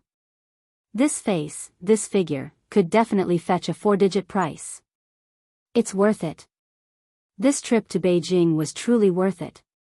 Duo Duo, how did you become like this? After a moment, Anai Yang let go of Duo Duo. While rubbing her eyes, Zhao Yu started, Well, it's like this. Just then, Tang Hong stepped forward with a smile, interrupting Zhao Yu before she could finish her sentence. Duo Duo, who is this? Is she your sister? Zhao Yu lifted her head arrogantly and said, This is my mom. How about it, Sister Tang, isn't my mom beautiful? I wasn't bragging, right? Ah. Tang Hong said in surprise, She's your mom? You're not joking with me, right? Anai Yang looked barely 18 or 19 years old. It was impossible for her to be Zhao Yu's mom. I'm not joking with you. She is my mom. Zhao Yu hugged Anai Yang's arm, Mom, isn't that right? Anai Yang gave a polite yet awkward smile, Right. I am her mom. Well, this feeling of being upgraded to a mom is quite good after all. Tang Hong swallowed, Well, you really look young. Thank you. Zhao Yu continued, By the way Yang, let me introduce you. This is Tang Hong, she took good care of me all the way. I am Ni Yang, thank you for taking care of our dog. Ni Yang reached out her hand proactively toward Tang Hong. Tang Hong grasped Ni Yang's hand. Mutual help is what we should do, don't mention it. Ni Yang's hand was delicate and soft, like a fine piece of suet jade. An older person would not have such hands. Besides, what does her age matter? As long as she looks beautiful and can fetch a good price. Tang Hong squinted her eyes and continued, Mom of Duo Duo, I just talked to Duo Duo about visiting my house, why don't you come along too? My house is nearby. If you find any errors, ads pop up, ads redirect, broken links, non-standard content, etc., please let us know, report, so we can fix it as soon as possible.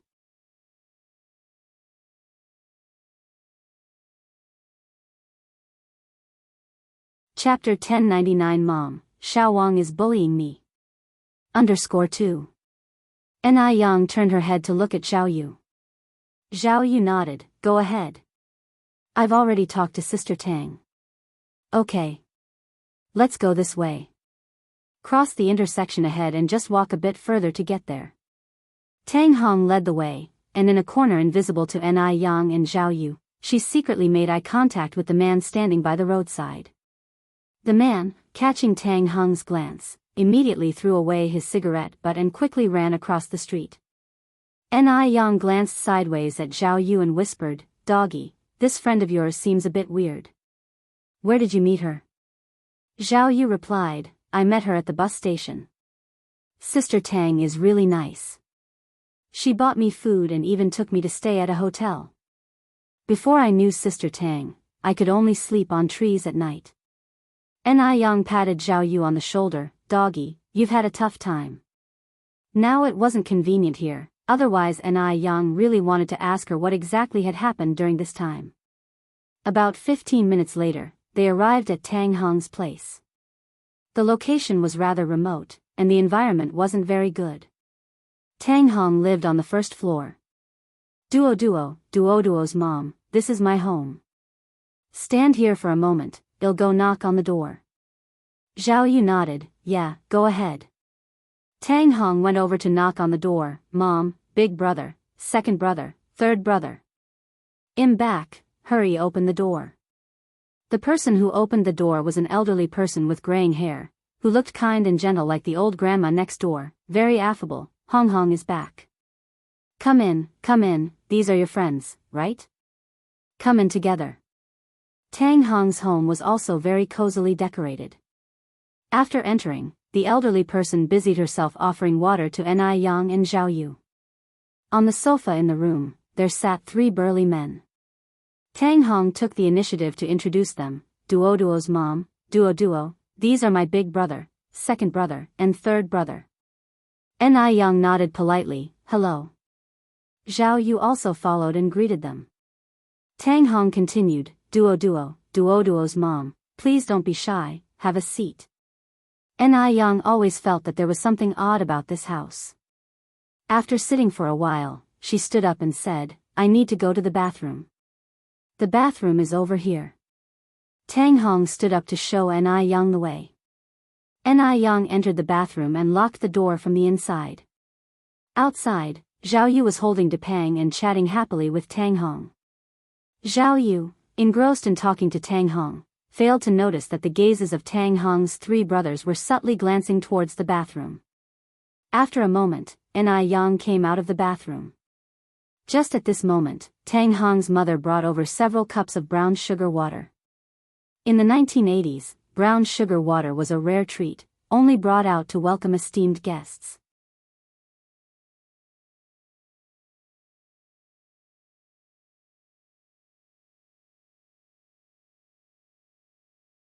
Chapter 1100 Mom, Xiao Wang is bullying me. _3. Xiao Yu never expected the kind and gentle Tang to become like this. This reminded her of Wu Yenyun. Initially, it was because she trusted Wu Yenyun too much that she ended up losing her life to him. You lied to me. Tang Hong, you actually lied to me. Xiao Yu, furious, hands on hips, pointed at the people in the room, you are all dead today. Dare to bully me, my mom won't let you off today. Tang Hong sneered, and the three strong men exchanged glances. The three strong men, in perfect coordination, rolled up their sleeves, revealing muscular arms, and walked over with fierce expressions on their faces. It looked a bit scary. Any one of these three men could probably lift her up with one hand. Zhao Yu, frightened, quickly hid behind An Yang. Mom. Go for it. But with An Yang around, Zhao Yu wasn't scared at all. She was extremely grateful to have met An Yang on the street, otherwise, she would have been tricked again. She couldn't beat these three strong men. Thank goodness. Thank goodness she still had someone to rely on. This feeling of having support was truly great. Tang Hong said with a smile, the wise adapt, you can't escape today.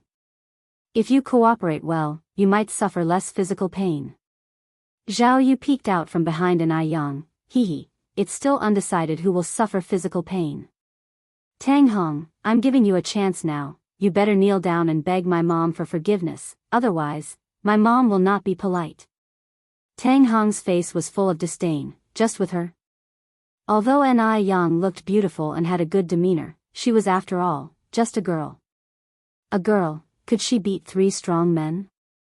Finishing her words, Tang Hong continued, be careful when you start, don't hit the face. They rely on their faces to raise their prices. Got it. One of the strong men looked back at Tang Hong. Tang Hong picked up a cup, turned, and sat on the sofa. She was a compassionate person and couldn't stand to watch violent scenes. Bang! Just then, a loud noise suddenly erupted in the room. Tang Hong was startled, the sugar water in her cup splashed onto her hand, and she turned to look behind, completely stunned. Was she seeing an illusion? Just then, An Yang performed a beautiful backspin kick, striking the chins of two strong men in a combo, lightly lifting them. Bang, bang, great. Awesome. Zhao Yu stood behind cheering An Yang on. Bring the rope over and tie them all up. Okay. Zhao Yu immediately ran to get the rope. Tang Hong knew she had stirred up trouble. She hadn't expected An Yang, who looked slim, to be so skilled. No. She had to leave here quickly. Tang Hong exchanged a glance with the old lady in the room, and they quietly moved towards the door. Where do you think you're going? Just then, An Yang walked over, blocking their path. She stood imposingly in front of them, casting a shadow over them, her voice clear yet authoritative. A deep sense of panic welled up in Tang Hong. What to do?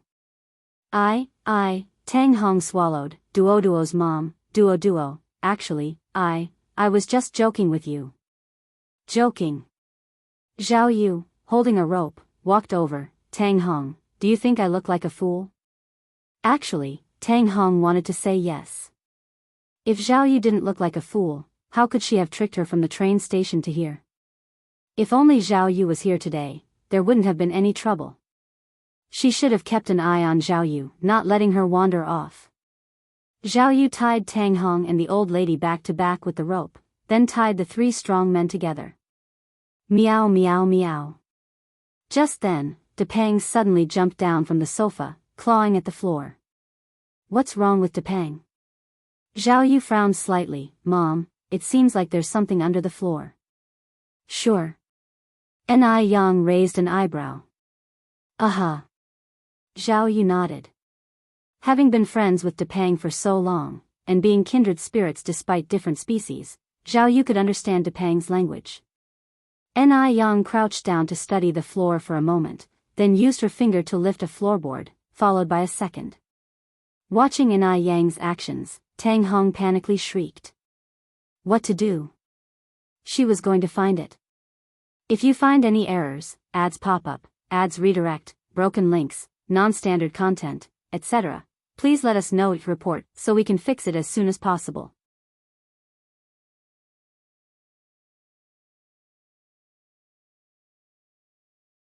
Chapter 1101 Mom, Xiao Wang is bullying me. _4.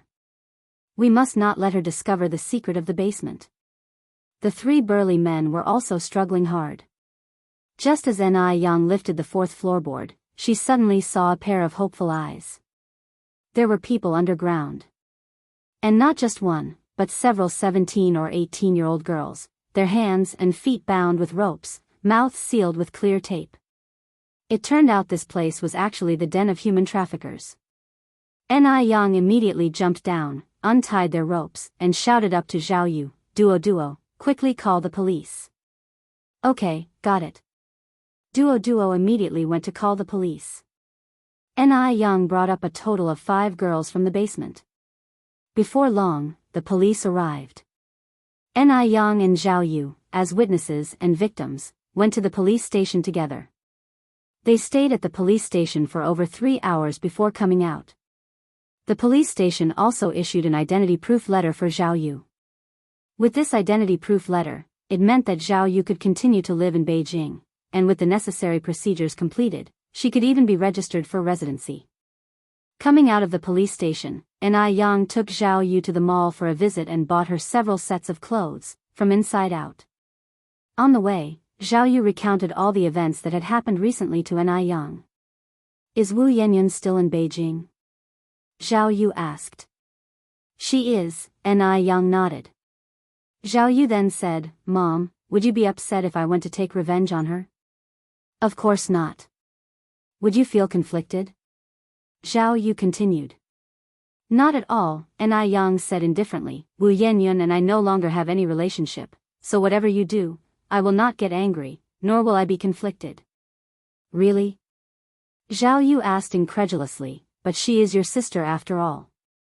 The corners of Ni Yang's mouth curved up in a very slight smile. I have no sisterly fate with her, Duo. There's a life debt between you and her, so whatever you do, I won't get angry, and I won't stop you. Having said this, Ni Yang paused and then added, but, Duo, there's one thing I want to tell you, you are a person, this is a human society, and it's a society ruled by law. If you take a life, you will pay the corresponding price. I don't want you to sacrifice yourself for the sake of Wu Yanyan. Zhao Yu nodded, yeah, I know, Yang, don't worry, I won't overdo it. Knowing that Ni Yang wouldn't interfere with her matters with Wu Yanyan, Zhao Yu relaxed considerably. Her biggest fear was that Ni Yang would be caught in the middle and feel conflicted. In no time at all, they returned to Jinghua village. Depang hadn't been back to Jinghua village for a long time, so he ran straight to Zhao Shuyu's place ahead of time. When Zhao Shuyu saw Depang, her eyes turned red with excitement, and the cup in her hand dropped to the ground. Depang. Silly Depang. Where have you been all these days? Depang jumped into Zhao Shuyu's arms, meowing non-stop, like a spoiled child. Zhao Shuyu wiped her eyes and continued, Depang, there have been mice in the house since you weren't home, you can't run around anymore. Meow. Ni family. Little Ni Yun was fertilizing the flowers and plants in the courtyard with grandfather Zheng. Grandpa. Little Yun. Zhao Yu rushed over and hugged little Ni Yun tightly. She was too excited, and Ni Yang couldn't even stop her. Grandfather Zheng got startled. Who are you? Little Ni Yun was also confused. Sister, who are you? Ni Yang walked over from behind. Grandpa, this is Zhao Yu. She's also my goddaughter. Her nickname is Duo. You can call her Duo or Yu. Goddaughter Duo? Ni Yang was so young, how could she have a goddaughter already? And, she shares the same name as Duo? For a moment, Grandfather Zheng was bewildered. Yang, what exactly is going on? Grandfather Zheng pulled Ni Yang aside and asked quietly. Ni Yang said, Don't worry, Grandpa, Duo is not a bad person. Her parents are both gone, and she was almost fooled by human traffickers in the city center. I happened to pass by and called the police. At the police station, she saw that I looked similar to her deceased mother, so she clung to my leg calling me Mom. The police also said she was very pitiful with nowhere to go, so they issued an identity proof and let me take her home. Really? Grandfather Zheng felt there was more to the story. If you find any errors, ads pop up, ads redirect, broken links, non-standard content, etc., Please let us know your report so we can fix it as soon as possible.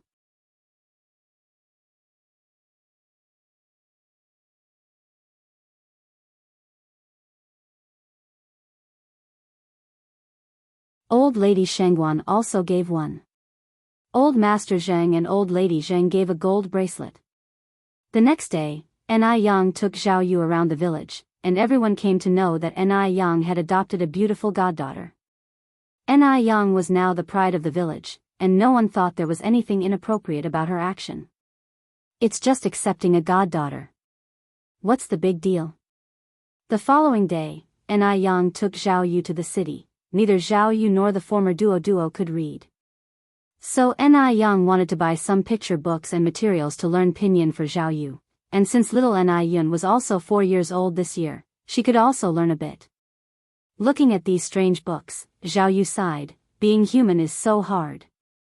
Can I not learn these things? Ni Yang raised her eyebrows slightly. No, you must learn. Why? Zhao Yu frowned. I think I'm fine as I am now. Why do I need to learn this? Ni Yang replied, being illiterate is like being blind, you won't even know if someone cheats you. Zhao Yu said, I won't be cheated. Ni Yang smiled and asked, Duo, do you think I look cool and handsome when I drive? Handsome. Cool. The car is faster than birds, how could it not be cool? Ni Yang continued, then do you want to learn to drive? Zhao Yu eagerly nodded, yes. Ni Yang continued, if you want to learn to drive, you must learn to read, otherwise you can't. Really? Zhao Yu asked. Have I ever lied to you? Ni Yang retorted. Zhao Yu hesitated for a moment, then nodded, all right. I'll learn. Ni Yang picked out a lot of books and materials. Coming out of the library, Zhao Yu touched his stomach and said, Mom, I'm hungry, let's go eat. Okay, Ni Yang nodded, where do you want to eat? Zhao Yu said, let's go to Country of Beauties. Back when I was a bird, I saw you and Grandpa do always like to eat there, the food must be really good. Sure, Ni Yang took Zhao Yu to Country of Beauties. Zhao Yu enjoyed the meal immensely. At this moment, she had to exclaim, it's so good to be human. To eat all these delicious foods. What's birdseed? What are insects? In front of these delicious dishes, birdseed and insects are just little brothers. Seeing Zhao Yu enjoying her meal, Ni Yang said smiling, eat slowly, no one's rushing you. I'm going downstairs to find Sister Lanji for something, I'll come back up to find you in a bit. Zhao Yu nodded, okay, you go. After finishing the meal, Zhao Yu waited a long time without seeing Ni Yang come up, so she had to go down to look for her. Just as she got downstairs, she saw Ni Yang chatting with a woman dressed elegantly. From the side, she looked somewhat familiar. Mom. Zhao Yu walked over and called out. Ni Yang glanced back slightly, have you finished eating? Yep, Zhao Yu nodded and turned to Du Jiao, greeting her out of habit, hello, Jiao. Du Jiao was stunned, looking at Zhao Yu incredulously, how do you know my name? Wait, what did you just call Yang? Mom? She didn't hear it wrong, did she? When did Ni Yang become a mom? And the kid is already this big? Oh my. What did she miss? Ni Yang said smiling, Sister Jiao, let me introduce. This is our family's dog, Zhao Yu, nicknamed Duo. Your daughter? Du Jiao asked uncertainly. Yep, Ni Yang nodded. Du Jiao pinched her own face, am I dreaming? You're not dreaming, this really is my daughter, Ni Yang said. A myriad of expressions crossed Du Jiao's face, no, Yang, whose child is this then? With Pei Ji? Ni Yang mysteriously said, guess. Du Jiao continued, no wait, if it truly was with Pei Ji, then the child would have the surname Mo. How did it turn into surname Zhao? As she spoke, Du Jiao seemed to realize something and exclaimed, ah. Oh my. You've cuckolded Pei Ji. Ni Yang chuckled softly, Sister Jiao Jiao, what are you thinking? Just then, Zhao Yu suddenly saw a familiar figure. Dressed in an old-style cloth robe, striding through the lobby as if leisurely strolling in a garden, refined yet sharp. Little bastard. Zhao Yu ran over and hugged Grandpa Du excitedly. Ah. Little bastard, I've missed you so much. Grandpa Du sidestepped, dodging Zhao Yu. Zhao Yu didn't stop in time and ran straight into a pillar, her forehead swelling up instantly. Duo, are you okay? Ni Yang ran over to help Zhao Yu up. Zhao Yu clung to Ni Yang's arm and cried, Mom, little bastard bullied me. If you find any errors, ads pop up, ads redirect, broken links, non-standard content, etc., please let us know it report so we can fix it as soon as possible.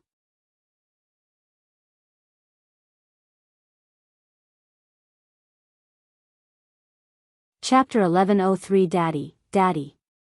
I've missed you so much. Seeing this scene, Du Jiao was stunned. Di was also somewhat stunned. Why did Zhao Ye's tone sound so familiar? Who is she? And why did she call Ni Yang mom? Ni Yang helped Zhao Yu up, does it hurt? Serves you right. Who told you to be so impulsive? It hurts to death. Zhao Yu rubbed her forehead and said, Mom, you have to avenge me.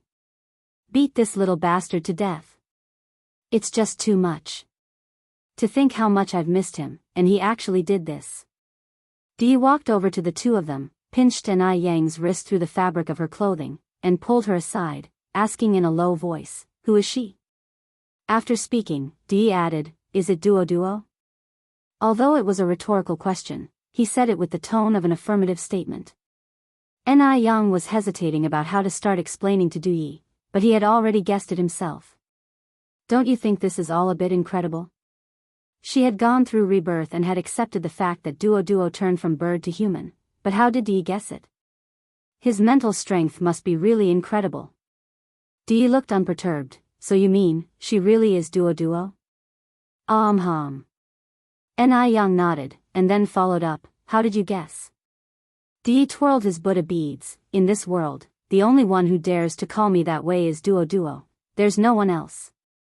After giving the Buddha beads to Duo, Di went to the temple to get another string. Although it wasn't as handy as the old one, it was still better than none. Aren't you surprised at all? Ni Yang asked back. Di said calmly, there are wonders of all sorts in this world. When you've seen enough, nothing seems strange anymore. His words were light, but carried a hint of bitterness. People who haven't experienced it themselves can't imagine what he's been through. Ni Yang nodded in agreement, you're right. Di glanced at her, and then asked, Ni Yang, how old are you this year? 19, Ni Yang answered. 19? Which 19-year-old girl is brave enough to not be scared when seeing a bird turn into a human? In terms of experience, Ni Yang must be far ahead of him. Are you really 19? Ni Yang smiled lightly, would you believe me if I said I'm 90? Of course I don't believe that, Di shook his head. Ni Yang continued, Duo turned into a human, and you're not afraid at all? Di chuckled lightly, if a young girl like you isn't scared, what's there for me to fear? Ni Yang coughed lightly, after all, I am a 90-year-old. Then I'm 109, Di said, playing with his Buddha beads. Heh, Ni Yang looked him up and down, braggart. As if she hadn't bragged herself. Di smiled and didn't respond. Ni Yang waved to Zhao Yu, Duo, come here. I'm here. Zhao Yu quickly ran over, not forgetting to glare fiercely at Di, Mom, you have to avenge me.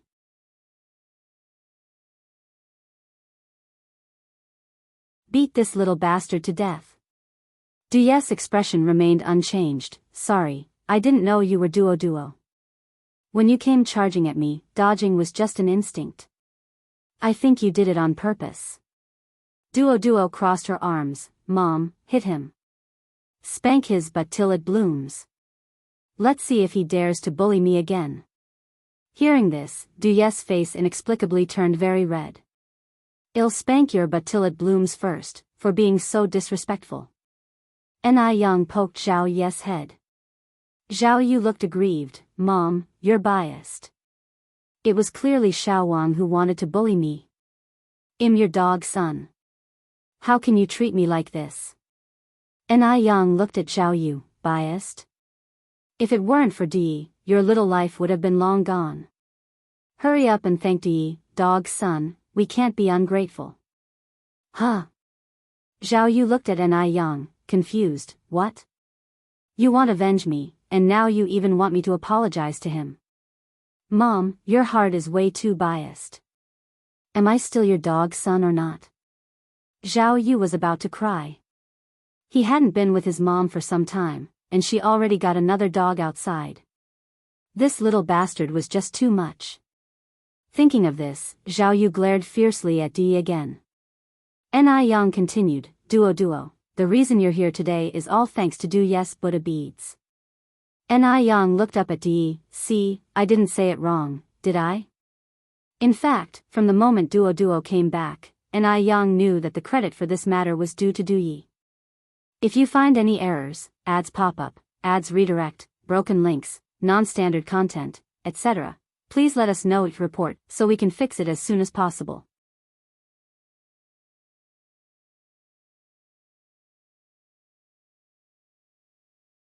Chapter 1104 Daddy. I really miss you so much. _2. Yes Buddha beads were not ordinary, they had been blessed and had virtues attached to them. Di didn't deny it. At that time, Di didn't think too much, just felt that it was a pity for Duo to die, and by giving the Buddha beads to Duo, he hoped that Duo could be reborn into a good family in the next life, but unexpectedly, Duo's soul was reincarnated directly. With that said, Zhao Yu began to understand. She took off a string of Buddha beads from her wrist. Are you talking about these Buddha beads?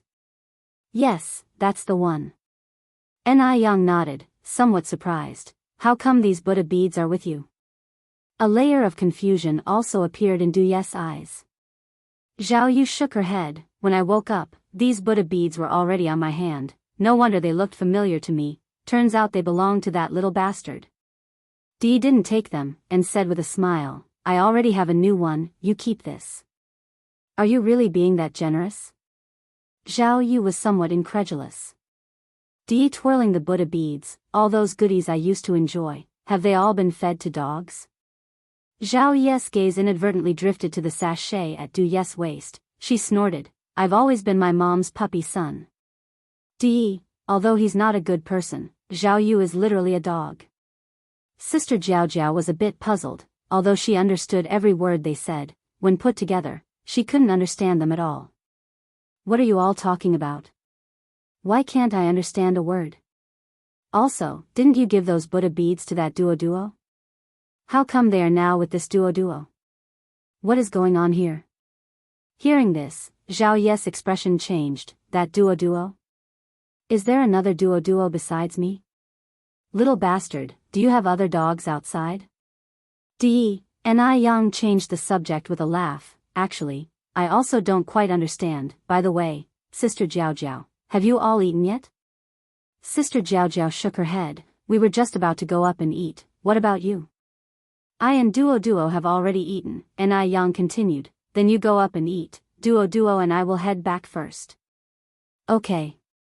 Sister Jiao nodded. Ni Yang took Zhao Yu and left. Just then, Sister Jiao, as if suddenly remembering something, suddenly grabbed Ni Yang's wrist. Yang, wait a moment. What's wrong? Ni Yang looked back slightly. Sister Jiao continued, who is Duo's father? Ni Yang looked at Zhao Yu with a smile. Duo, who is your dad? Zhao Yu said, my dad is surely that dog man Mo Chishan. Sister Jiao was taken aback, staring at the backs of Ni Yang and Zhao Yu for a long time before reacting, pulling Di's sleeve. Do you think Duo really is Yang and Pei Ji's child? Something about this felt odd to her. It's just too strange. Di kept a straight face. You guess.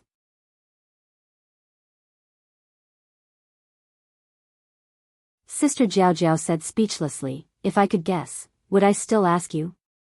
Di, sister, do you know how pigs die? How? Dee answered seriously with 3 words, died of stupidity. Sister Jiao Jiao was even more confused. Why would it die of stupidity? Dee looked at Sister Jiao Jiao, shook his head helplessly. At that moment, Sister Jiao Jiao suddenly realized, hey. You're calling me a pig indirectly. You're the pig. Your whole family are pigs. Dee said indifferently, my whole family includes you too. Sister Jiao Jiao, her brother has really become more cunning, managing to insult someone without a single curse word. After leaving the fragrance place, Anai Yang took Zhao Yu for a round at the noodle restaurant. She planned to train Zhao Yu into a competent businessman and then hand over part of the noodle restaurant and milk tea shop business for her to manage. Otherwise, it was really too tiring for her alone. Unfortunately, Zhao Yu did not have a business mindset. The sight of the account books made her dizzy, and most importantly, she barely recognized any characters, not understanding a word Anai Yang said. "Ah no, Mom, you better handle this yourself." She just wanted to live like before, a carefree freeloader, enjoying delicious food and drinks every day. Anai Yang said smilingly, once unfamiliar, twice familiar, you'll get it if you look more. I really don't want to learn. I can barely recognize any characters. Zhao Yu started whining while clinging to Anai Yang's arm. Anai Yang continued, leaving all these tasks for your mom alone. Do you want to work me to death? If you find any errors, ads pop up, ads redirect, broken links, non-standard content, etc., please let us know each report so we can fix it as soon as possible.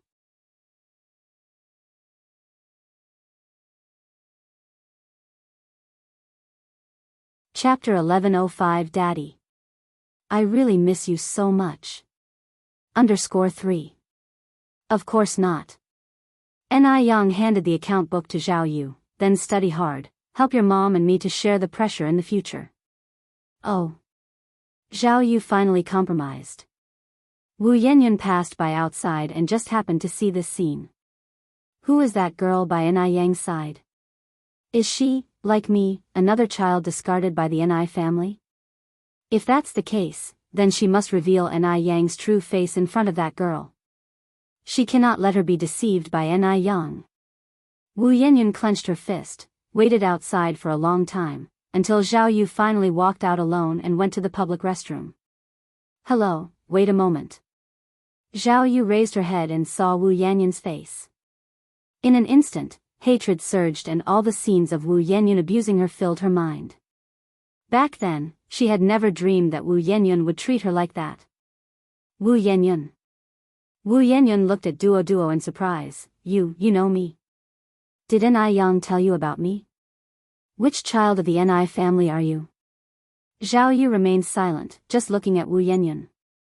Yang had said, human society has its own laws. Humans killing a small bird is just a trivial matter. But if a person kills another person, they will be held legally responsible. So, she must not act impulsively. Seeing Zhao Yu silent, Wu Yenyun continued, Anai Yang must have said a lot of bad things about me to you, right? Actually, I am just like you. I am also a child of the Anai family, but Anai Yang has always known I was her sister and still kept it a secret. She is just wary of us. She fears that we will compete with her for the inheritance. You must not be deceived by a hypocrite like Anai Yang. At this point, Wu Yenyun's eyes became slightly red. Sister, do you know how miserable I am now? Because of Anai Yang, I was raped, and I can never have children again. My future could have been bright, but now? I'm ruined. I have nothing left. Sister, you and I are both pitiful. I've been deceived by Anai Yang once already, you must not be deceived by Anai Yang again. Otherwise, your fate will definitely be worse than mine. It's all Anai Yang. It's because of Anai Yang that she became like this. The person she liked disgusted her. Her future life path will also become extremely bleak. Zhao Yi's gaze was cold as she looked at Wu Yenyun and then lifted her hand, slapping her across the face. Slap. Wu Yenyun's head was knocked to the side, a trace of blood oozing from the corner of her mouth. Dizzy and disoriented, I'm kindly warning you. How could you hit someone? What right do you have to hit someone? Why did I hit you? Because you owe me a life. What? Wu Yanyan was stunned. Zhao Yu continued, have you forgotten how Duo Duo died? This slap is for Duo Duo who died. I'm telling you, Wu Yanyan, this slap is just the beginning. Every time I see you, I'll hit you. Who exactly are you?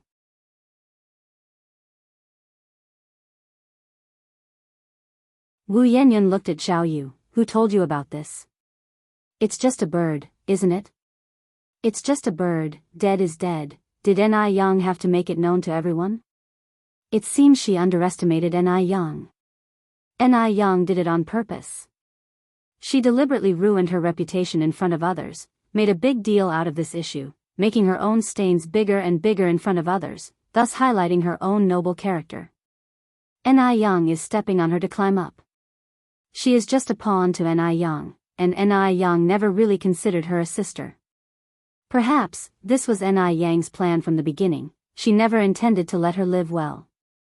Just then, Ni Yang walked out from inside. Duo Duo, are you done? Zhao Yu turned to look at Ni Yang. Oh, it'll be done soon.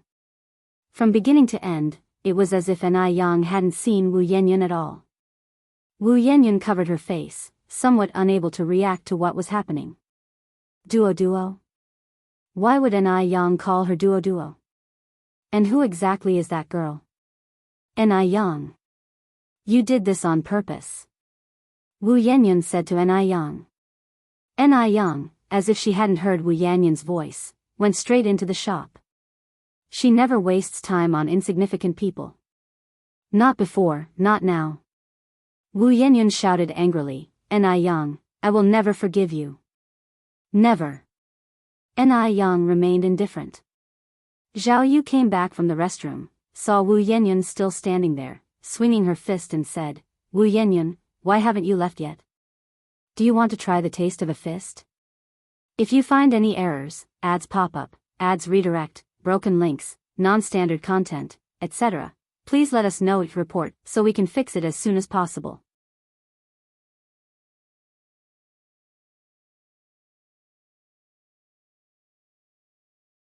Chapter 1106 Daddy. I really miss you so much. _4. Wu Yanyan immediately ran without looking back. Upon returning to the noodle restaurant, Zhao Yu excitedly said, Yang, Wu Yanyan seems to have changed a lot. What happened during this time? Ni Yang talked to Zhao Yu about Wu Yanyan's experiences. Zhao Yu said with a smile, such a vicious person deserves what she gets today. You have no idea how she maligned you in front of me just now. Such people are truly disgusting. How come I never realized she was this kind of person before? The best thing to do with this kind of person is to ignore them as they try to climb up the ladder, Ni Yang said indifferently. Zhao Yu went on, Mom. You have no idea how satisfying that slap just now was. In the following days, Ni Yang was busy dealing with company matters, and Duo Duo followed Granny Shangguan and Granny Zheng to learn how to read. These days, Ni Yang bought a piece of land in the center of Beijing, planning to build an office tower. Once all the departments were in order, it would be more convenient for her to work there. Ni Yang had already finished the design of the tower and was just waiting for approval from the relevant authorities. Once the paperwork was approved, construction could start immediately. Now, there are strong supportive policies from above, so the approval of these documents is relatively quick. The tower Ni Yang wanted to build had a total of 38 floors. The 19 floors below were for food service offices, and the 19 floors above were for the office of Ice Skin Jade Complexion. Because the project was large, it would take 2 years to complete, but Ni Yang was in no hurry. This project was still entrusted to Wu Jinshu. Wu Jinshu was very touched. He was happy that Ni Yang could let bygones be bygones. If Wu Yanyan had listened to advice, with such a good sister as Ni Yang, she wouldn't have ended up in this state. Yang, thank you. Ni Yang said with a smile, Godfather, I've said it before, we are all family. Since we are family, there's no need to speak as if we are strangers. Wu Yanyan is Wu Yanyan, Wu Jinshu is Wu Jinshu. Ni Yang would not forget the kindness she ought to acknowledge. Doing so would also reduce Ni Qihua's feelings of guilt. And indeed, Wu Jinshu was not someone who failed to appreciate kindness. Half a month later, as M Country had a new agent interested in representing Ice Skin Jade Complexion, Ni Yang had to take a trip to M Country. Coincidentally, she hadn't seen Mo Chishan for quite some days. Upon learning that Ni Yang was going to M Country, Zhao Yu clung to Ni Yang's wrist. "Mom, my dear mom. My beautiful mom, can you take your son with you?" Before, she had been a bird, unable to go to M Country, but now that she was no longer a bird, she wanted to go to M Country to see the world. "You want to go too?"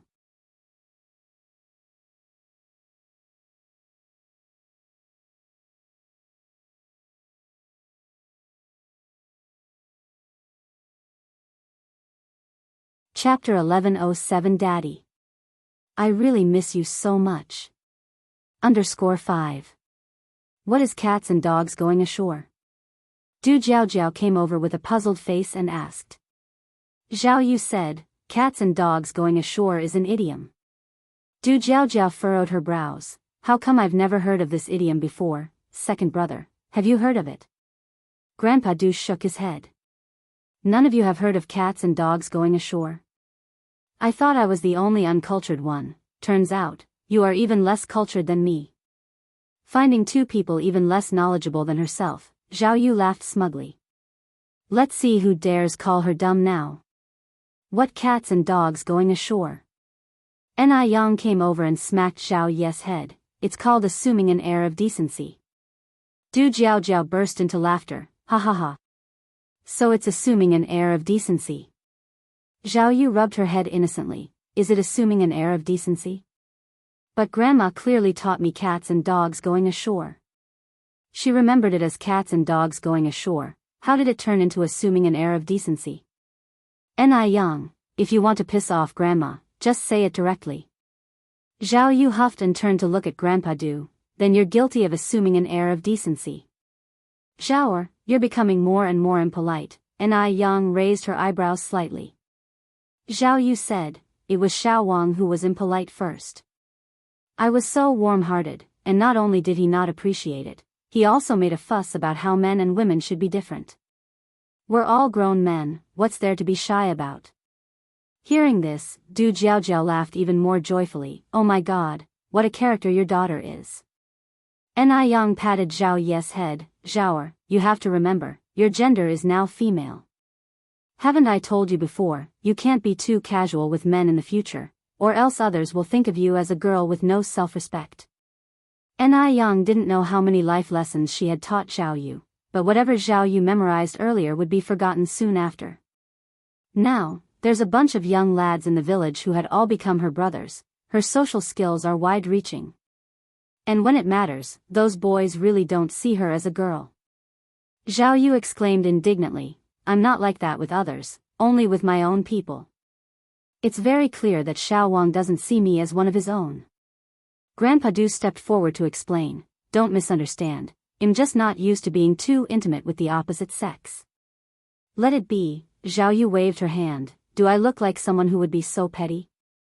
Du Jiaojiao nudged Ni Yang's arm, laughing. Hey, beauty, honestly tell me, where did you find such a treasure? No way, I have to pick one up for myself too. She's just too funny.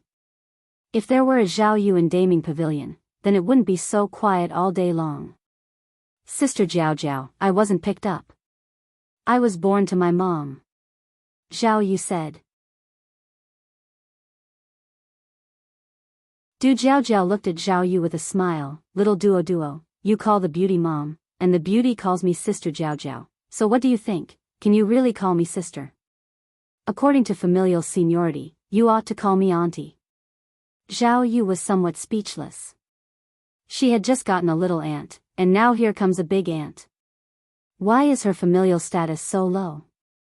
Zhao Yu quickly thought it through and said with a smile, Sister Jiaojiao, you're so young, so pretty, you could even be my little sister, how could I possibly call you auntie? Du Jiaojiao has always loved being praised for being young and beautiful, and getting praised like this, she would get carried away. Exactly. Duo, I think you make absolutely perfect sense. As they spoke, Zhao Yu somehow became the older sister, and Du Jiaojiao the younger sister. Grandpa Du, and I Yang, if this were in a future era, Zhao Yu would definitely be a top salesperson. She simply has the gift of the gab. After sweet-talking Du Jiaojiao, Zhao Yu secretly asked Grandpa Du for something to eat. What would you like to eat? Zhao Yu looked around and saw that no one was there, and Ai Yang had also gone with Du Jiaojiao to get something from the room, and she whispered, candy. She, like little Ai Yun, truly loved candy too much. She could eat several pounds of it in a day when not eating regular meals, which led Ai Yang to impose a candy ban at home. Only 1 piece of candy per week. 1 piece a week, only 4 per month. This really tantalized Zhao Yu. Doesn't your mom let you eat it? Grandpa Du asked. Zhao Yu's eyes lit up. How did you know? The next day, Ai Yang and Zhao Yu set off for M Country. As Wu Daming was in M Country as well, it was Shengguan Dehui who drove them to the airport in the morning. When they arrived in the USA, it was already the next morning. If you find any errors, ads pop up, ads redirect, broken links, non-standard content, etc., please let us know each report so we can fix it as soon as possible.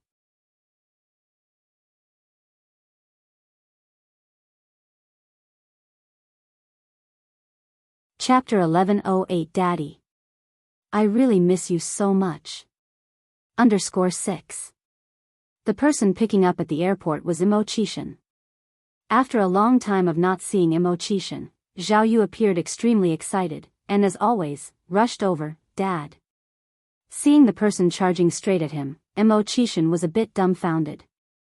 If he hadn't misheard, this person was even calling out, Dad. Dad? Since when did he have such a grown daughter? Isn't this person a dimwit? Imo Chishan hastily used Wu Daming to shield himself. Zhao Yu hugged Wu Daming tightly, exclaiming emotionally, Daddy Dad. I've missed you so much. Wu Daming, now a joyous father, at that moment, Ai Yang also approached, and Imo Chishan embraced her in a hug, Yang Yang. Brother Imo. In an instant, Imo Chishan let go of Ai Yang and pointed at Zhao Yu, who was hugging Wu Daming and calling him Dad. Right, Yang Yang, who is this? Ai Yang thought about it earnestly. You might not believe it, Brother Imo, but this is your daughter. Ah. Daughter? Imo Chishan was stunned. It was also at this time that Zhao Yu realized she had hugged the wrong person and pushed Wu Daming away with disdain. Why is it you? Where's my dad? Wu Daming, life is too hard for me. Dad. Upon spotting Imo Chishan nearby, Zhao Yu reached out, wanting to hug him. Ai Yang, quick on the draw, stopped Zhao Yu. You crazy boy, just hug me, will you? Imo Chishan looked on, utterly bewildered by the two of them. Ai Yang turned back to Imo Chishan. Brother Imo, let's talk over there. After saying this, Ai Yang continued, Duo, I'll discuss something with your dad over there. You and Wu Daming wait here for me. Don't run off. Wu Daming, keep an eye on Duo, the silly kid doesn't speak English. Okay, I got it, sister-in-law, Wu Daming nodded.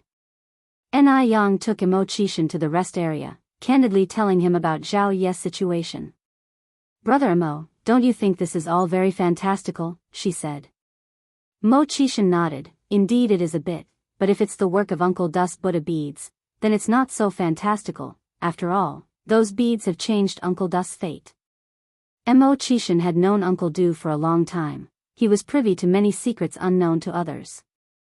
Really? Ai Yang seemed surprised. The Buddha beads changed Uncle Dus' fate? Imo Chishan nodded again. However, this is also Duo's good fortune. Ai Yang went on to say, Brother Imo, haven't you always wanted a daughter? How does it feel to be a dad now? Imo Chishan touched his nose. It's all right. If only this daughter didn't look like a nitwit, that would be even better. After a good while, Ai Yang and Imo Chishan returned to their original spot. Zhao Yu, curious, asked, Yang, what were you and my dad talking about? What secrets? You talked for so long. Ai Yang smiled and said, we were discussing how to sell you off later. Zhao Yu shrugged, I don't believe you. Would you really sell off someone as adorable and outstanding as me? Wu Daming quietly tugged at Mo Qishan's sleeve. Brother 6, is she really your daughter? Yes, Mo Qishan assured with a serious nod. Wu Daming continued, Brother 6, you're not joking with me, are you? Mo Qishan countered, do I look like I'm joking? This is my daughter, my own flesh and blood. Wu Daming scratched his head, this is just too incredible, this uncle here, I bet you're just jealous of my dad, having such an outstanding son like me. Zhao Yu said to Wu Daming. Uncle? Wu Daming was shocked, I'm only 25 this year. Wait, that's not right. Aren't you a girl? Zhao Yu cracked a slight smile, smacked her chest and declared, me. A man. Pure and simple. If you find any errors, ads pop up, ads redirect, broken links, non-standard content, etc., please let us know it report so we can fix it as soon as possible.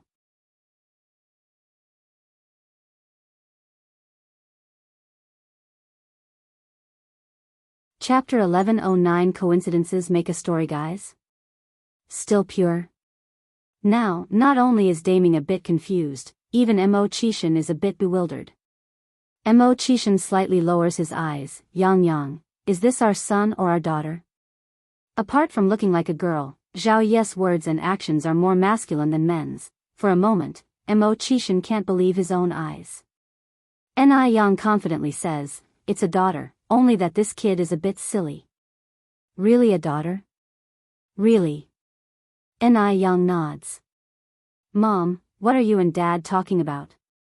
Zhao Yu hugs Yang's shoulders. Yang smiles and says, we adults are talking, you're just a kid, why intervene? I'm not a kid. I'm already 18. Zhao Yu says. In human society, 18 is already an adult. In terms of age, she is only a year younger than Yang. Yang pats Zhao Ye's head, in your mom's eyes, even if you're 80 this year, you're still a child. I will always be your mom, behave. Zhao Yu, Mo Qishan turns his head to Wu Daming, what do you think of my daughter? Wu Daming hesitates, then says, it seems, a bit sloppy. The airport is full of blonde and blue-eyed people from country. Zhao Yu looks at them, her eyes filled with curiosity. Dad, I think they look like Emily. Zhao Yu had seen Emily once before when she came to Beijing. Zhao Yu continues, why aren't our eyes blue but black? I think blue eyes are prettier than black ones. Mo Qishan helplessly rubs his forehead, ask your mom. Mom. Zhao Yu turns her head to Yang. Yang smiles and explains, eye color depends on the iris color, the more pigment in the iris, the darker the color of the eyes. If the color of the iris is very light, the color of the eyes will also be very light. Blue eyes have much less pigment than ours. Actually, our Chinese eyes are not black, but dark brown. Hearing this, Zhao Yu looks at Yang with admiration. Mom. You are so amazing. Yang modestly says, just average, slightly more amazing than your dad. Zhao Yu elbows Mo Qishan, Dad, can't you show some pride for us guys? Mo Qishan, the group leaves the airport and heads to Mo Qishan's manor. This manor, unlike a castle, is located in the downtown of country, covering an area of nearly 3,000 square meters, utmost luxury and flamboyance. Zhao Yu is like a bird set free, running around the manor. After dinner, Mo Qishan accompanies Yang to meet the agent, leaving Zhao Yu in the manor. After meeting the agent and signing the contract, Yang visits a few stores to check the accounts for the first half of the year. Currently, Ice Jade Skin has 6 stores abroad, with a first half income of $110,000, converted to about 900,000 renminbi, plus some domestic stores and real estate. Yang is now a little rich lady. Not to mention other stores, just those real estates are enough for Yang to live worry-free for a lifetime, sitting at home collecting rent.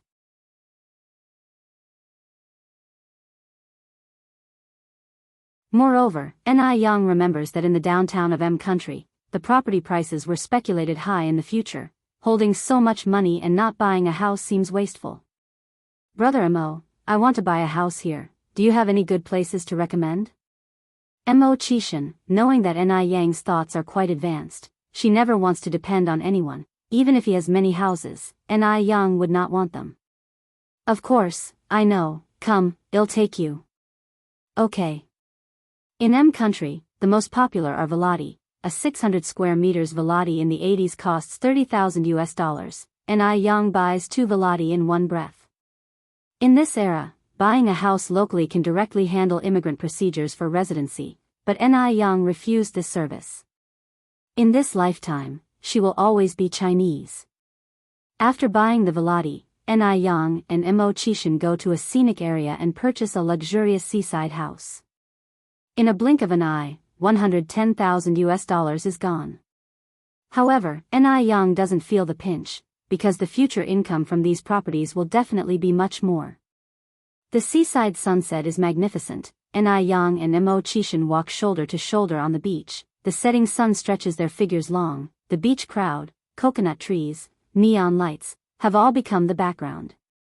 If you find any errors, ads pop up, ads redirect, broken links, non-standard content, etc., please let us know. Report so we can fix it as soon as possible.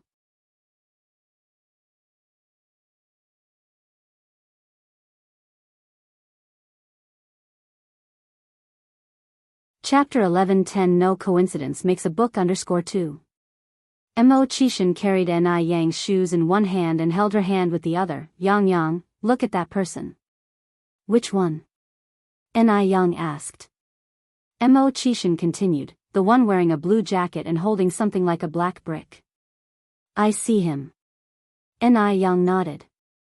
Mo Chishan said, that's called a wireless mobile phone. Next year, Guangguan will establish the first batch of wireless telephone systems. Once mobile phones become popular, we can stay in touch anytime, anywhere. Wireless phone? Ni Yang's eyes suddenly lit up, realizing that the first mobile phones had entered China in 1987. In fact, the mobile phone was not initially known as a mobile phone. Its original name was a wireless mobile phone. This name originated from the Cantonese and Hong Kongers' way of jokingly referring to gang leaders. In some early Hong Kong movies, mob bosses frequently appeared on screen with mobile phones, hence people began to jokingly call these mobile phones as Big Brother phones. After a while, more people started calling it that, and it became the Big Brother phone. Moreover, the Big Brother phone was invented as early as 1972 and had already been popular for many years abroad. It just hadn't entered China until then. After the Big Brother phone, technology will advance further, our motherland will become stronger, and phones will get thinner. Ni Yang's lips curved into a smile. If Guangguan uses it well, I believe it will soon be popularized in Beijing. A good communication tool can solve many unnecessary troubles. Ni Yang's business was growing bigger and bigger, and in an era with undeveloped communication information, it was often really frustrating. Fortunately, technological progress was becoming faster and faster. Mo Chishan nodded. I predict that we will be able to use mobile phones at the beginning of the year after next. Ni Yang said with a smile, mobile phones are convenient, but they're too big and not easy to carry. This type of mobile phone must weigh about 2 or 3 kg, right? Ni Yang remembered that the earliest mobile phones weighed around 2 kilograms, which was like 3 boxes of milk, the weight of a large brick. Mo Chishan nodded. These mobile phones are indeed quite heavy. However, humanity is progressing, technology is developing, and I believe that just like pagers, this is only the beginning. It will get better and better. Once mobile phones become widespread, pagers will be eliminated. Similarly, one day, mobile phones will also be replaced by even more convenient products. Mo Chishan was full of hope for the future. Ni Yang nodded. Yeah, brother Mo, you're right.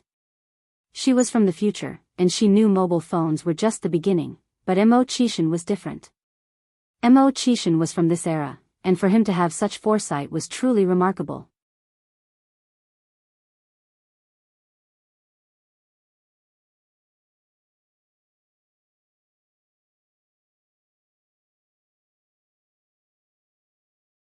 Chapter 11:11 No coincidence makes a book _3.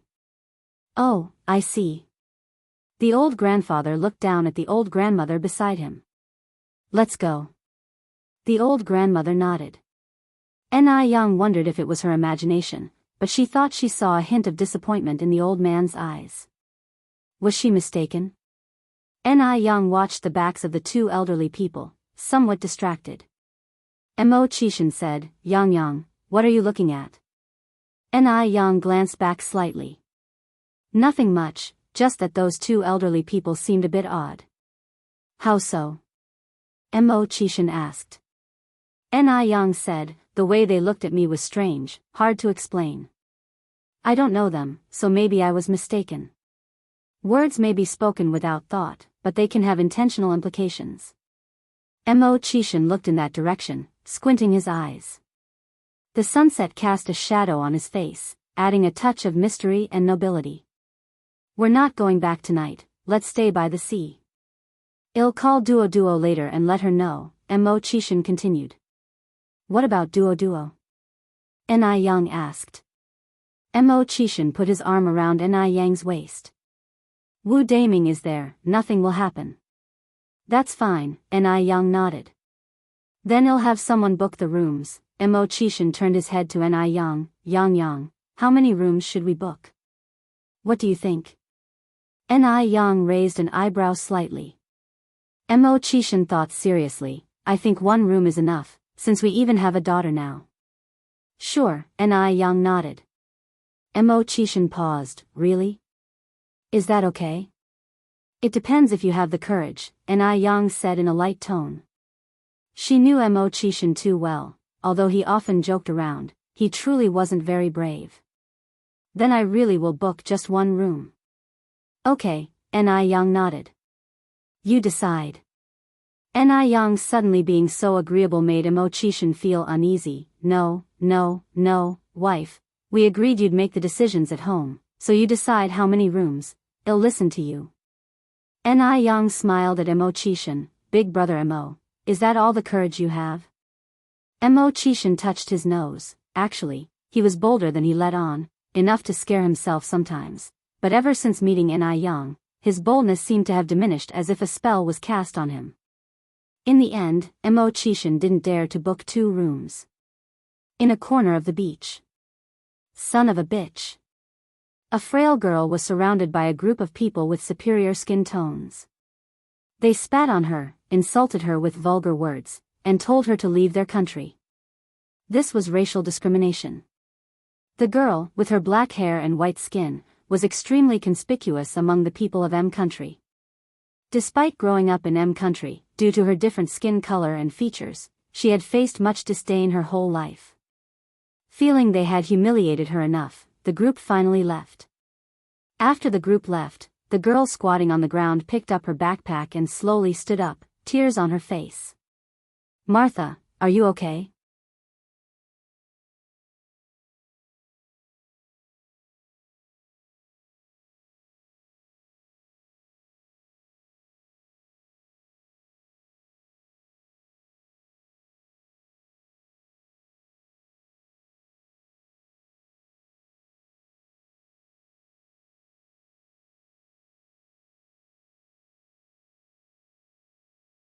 Chapter 11:13 No coincidence makes a book _5.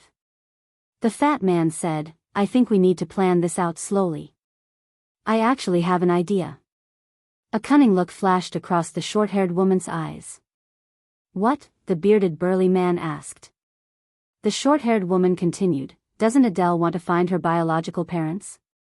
Let's let her find them. What do you mean? The fat man squinted his eyes. The short-haired woman waved at the 2 men. Both men immediately understood and walked over to her, leaning in their heads. The short-haired woman whispered to them. Upon hearing her words, a sinister smile appeared on both men's faces. The fat man continued, no delay, we should head to Kong City tomorrow and arrange everything beforehand. Yes, the other 2 nodded, you're right, we'll depart tomorrow. The next morning, Yang and Chishan returned to the manor. Zhao Yu said, Mom, you are too biased, going off to have fun with your man secretly and not taking me with you. What did you call me? Mo Chishan looked at Zhao Yu. Zhao Yu shivered inexplicably, feeling a bit guilty. That's what mom calls you when you're not at home. After speaking, Zhao Yu quickly raised 3 fingers. I won't call you that again, I swear. Ni Yang laughed at Zhao Yu. Look at you, you're just like your dad in character. Zhao Yu said, like father like son. Who told me to be my dad's real son? Right, Dad?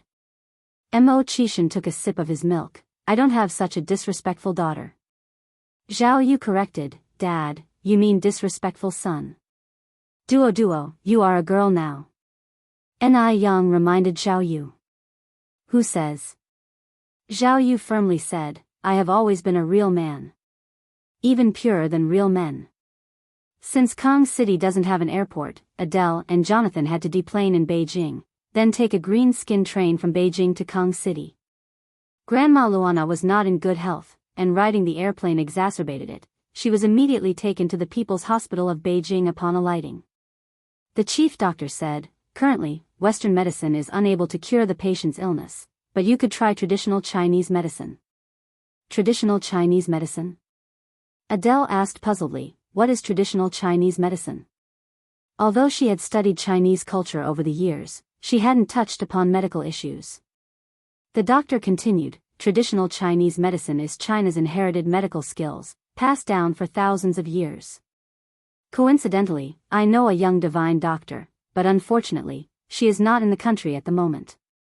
However, you might consider visiting Dr. Wang, who is said to be that divine doctor's mentor.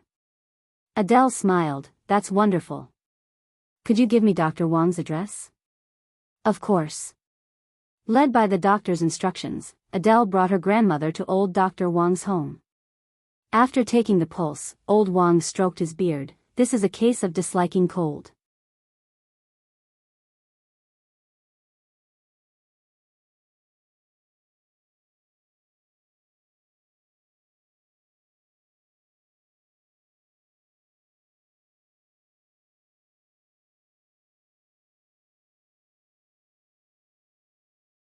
Because of the rumors heard in Beijing about Mo Chishan, Zhao Yu had thought Mo Chishan was just as unsavory as the rumor suggested. It turned out not to be the case at all. Her dad was the most awesome dad in the world. A dad who made the big shots in M country pale in comparison. Ni Yang patted Zhao Yu's head and coughed lightly. Am I not impressive as well? Zhao Yu smiled, impressive. Both of you are very impressive. I want to be as formidable as you someday. Ni Yang gave a thumbs up, go for it. I believe you can do it. But kid, you really are a girl.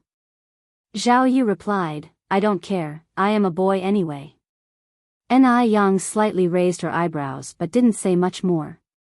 Coincidentally, just as Adele and her grandparents settled in Kong City, they discovered a missing daughter poster on a telephone pole next to their inn. Moreover, the information on the missing daughter poster virtually matched Adele's situation. 16 years ago, unable to provide for their daughter, they had sent her to an orphanage. 3 years later, the daughter was adopted by a foreign couple. Seeing this, Jonathan excitedly said, Adele, this must have been posted by your biological parents. Adele frowned slightly, this is too coincidental. Plus, they clearly knew I was adopted by you. Why would they post this here? Shouldn't they have posted it in M country instead? Jonathan said, the Chinese often say that a coincidence speaks to destiny. Maybe this is fate. As for why they posted the notice in Kong City, perhaps they thought we were settling here. No one else knows we came to Kong City. To prevent others from sabotaging, they had deliberately concealed the news of going abroad. Is that so? Adele was still somewhat in disbelief. If you find any errors, ads pop up, ads redirect, broken links, non-standard content, etc., please let us know it report so we can fix it as soon as possible.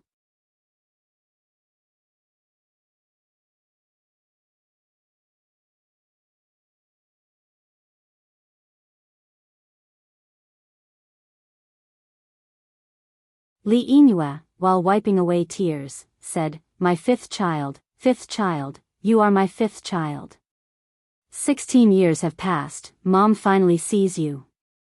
You don't know how much Mom missed you these years. I dreamt about you. Fifth child, you've grown up.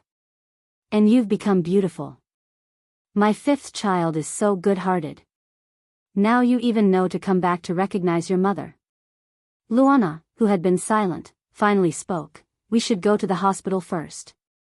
Liinue said, my fifth child is really my daughter. If you don't trust us and must go to the hospital, then let's just go. Eventually, everyone went to the hospital together. They had to wait for the results of the paternity test, which wouldn't be immediately available. That evening, upon the enthusiastic invitation of Wang Qingshan and Liinue, Adele and her grandparents stayed for dinner. All three sons and the daughter of Wang Qingshan and Liinue also came back. Jonathan observed carefully, although the Wang family's living conditions were not good, the couple still offered the best they had to host them. The meal had fish and meat. According to Jonathan's understanding, ordinary families currently could only afford to have meat on festive occasions. It seemed they truly attached great importance to Adele, their long-lost daughter. After dinner, Wang Qingshan and Liinue personally escorted the three to the inn.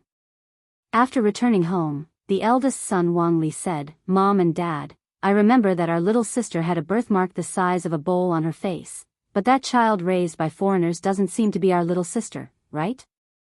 The Wang family indeed had a young daughter who was abandoned, not because they couldn't afford to raise her or because of other reasons, but because this young daughter had an ugly birthmark on her face. If you find any errors, ads pop up, ads redirect, broken links, non-standard content, etc., please let us know each report so we can fix it as soon as possible.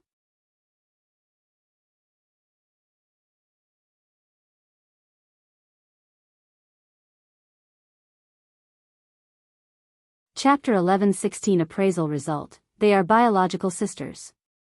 _2. She is your little sister, Liinue said after taking a sip of water, her tone full of conviction. The second son, Wang Yi, said, I also remember that our little sister had a scar on her face. The third son, Wang Jia, nodded as well. Liinue continued, from today on, forget about the scar on your little sister's face, and don't mention it to anyone else. Your mother is right, said Qingshan, that girl, what's her name, Adele, is your little sister. Honey, what's that girl's name again?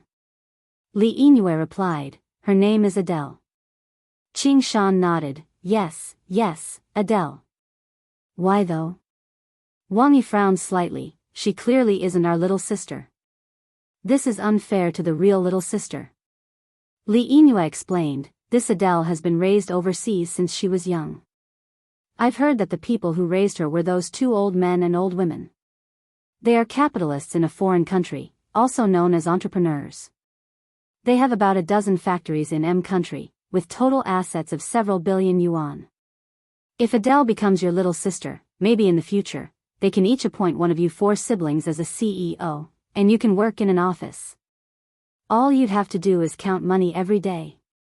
Liinue wasn't a fool. Those foreigners were trying to conspire against her, but they weren't cunning enough. They were using her, but wasn't she also using them? Once they claimed Adele as their daughter, they wouldn't have to worry about the rest of their lives. Upon hearing this, Wang Yi widened his eyes, my God. Adele's family is so wealthy? That's right. So, from now on, Adele is your sister, and you are her real brothers and sister. If you have nothing else to do, visit Adele more often and cultivate the sibling relationship. Their family is so rich that even a bit of spare change from their pockets is enough for our family to spend. Wang Yi said excitedly, all right. Mom, if you had told us earlier how wealthy they were, we would have treated Adele even better just now. The fourth daughter, Wang Rui, asked, Mom, how much is several billion yuan? Wang Rui wasn't well educated and didn't have a good concept of money. To her, several billion yuan was just a number. Liinue thought for a moment, then said, several billion yuan can buy 100 airplanes flying in the sky. 100 airplanes? Wang Rui exclaimed, oh my gosh, Adele's family is that rich. Ordinary people can't even afford to fly on a plane, yet Adele's family can buy 100 airplanes. They must be extremely wealthy. Looks like one should never judge a book by its cover. Li Yingyue continued, do you still mind that she is your sister? Wang Rui shook her head hurriedly, not anymore, not at all. How could she complain when their family is so rich?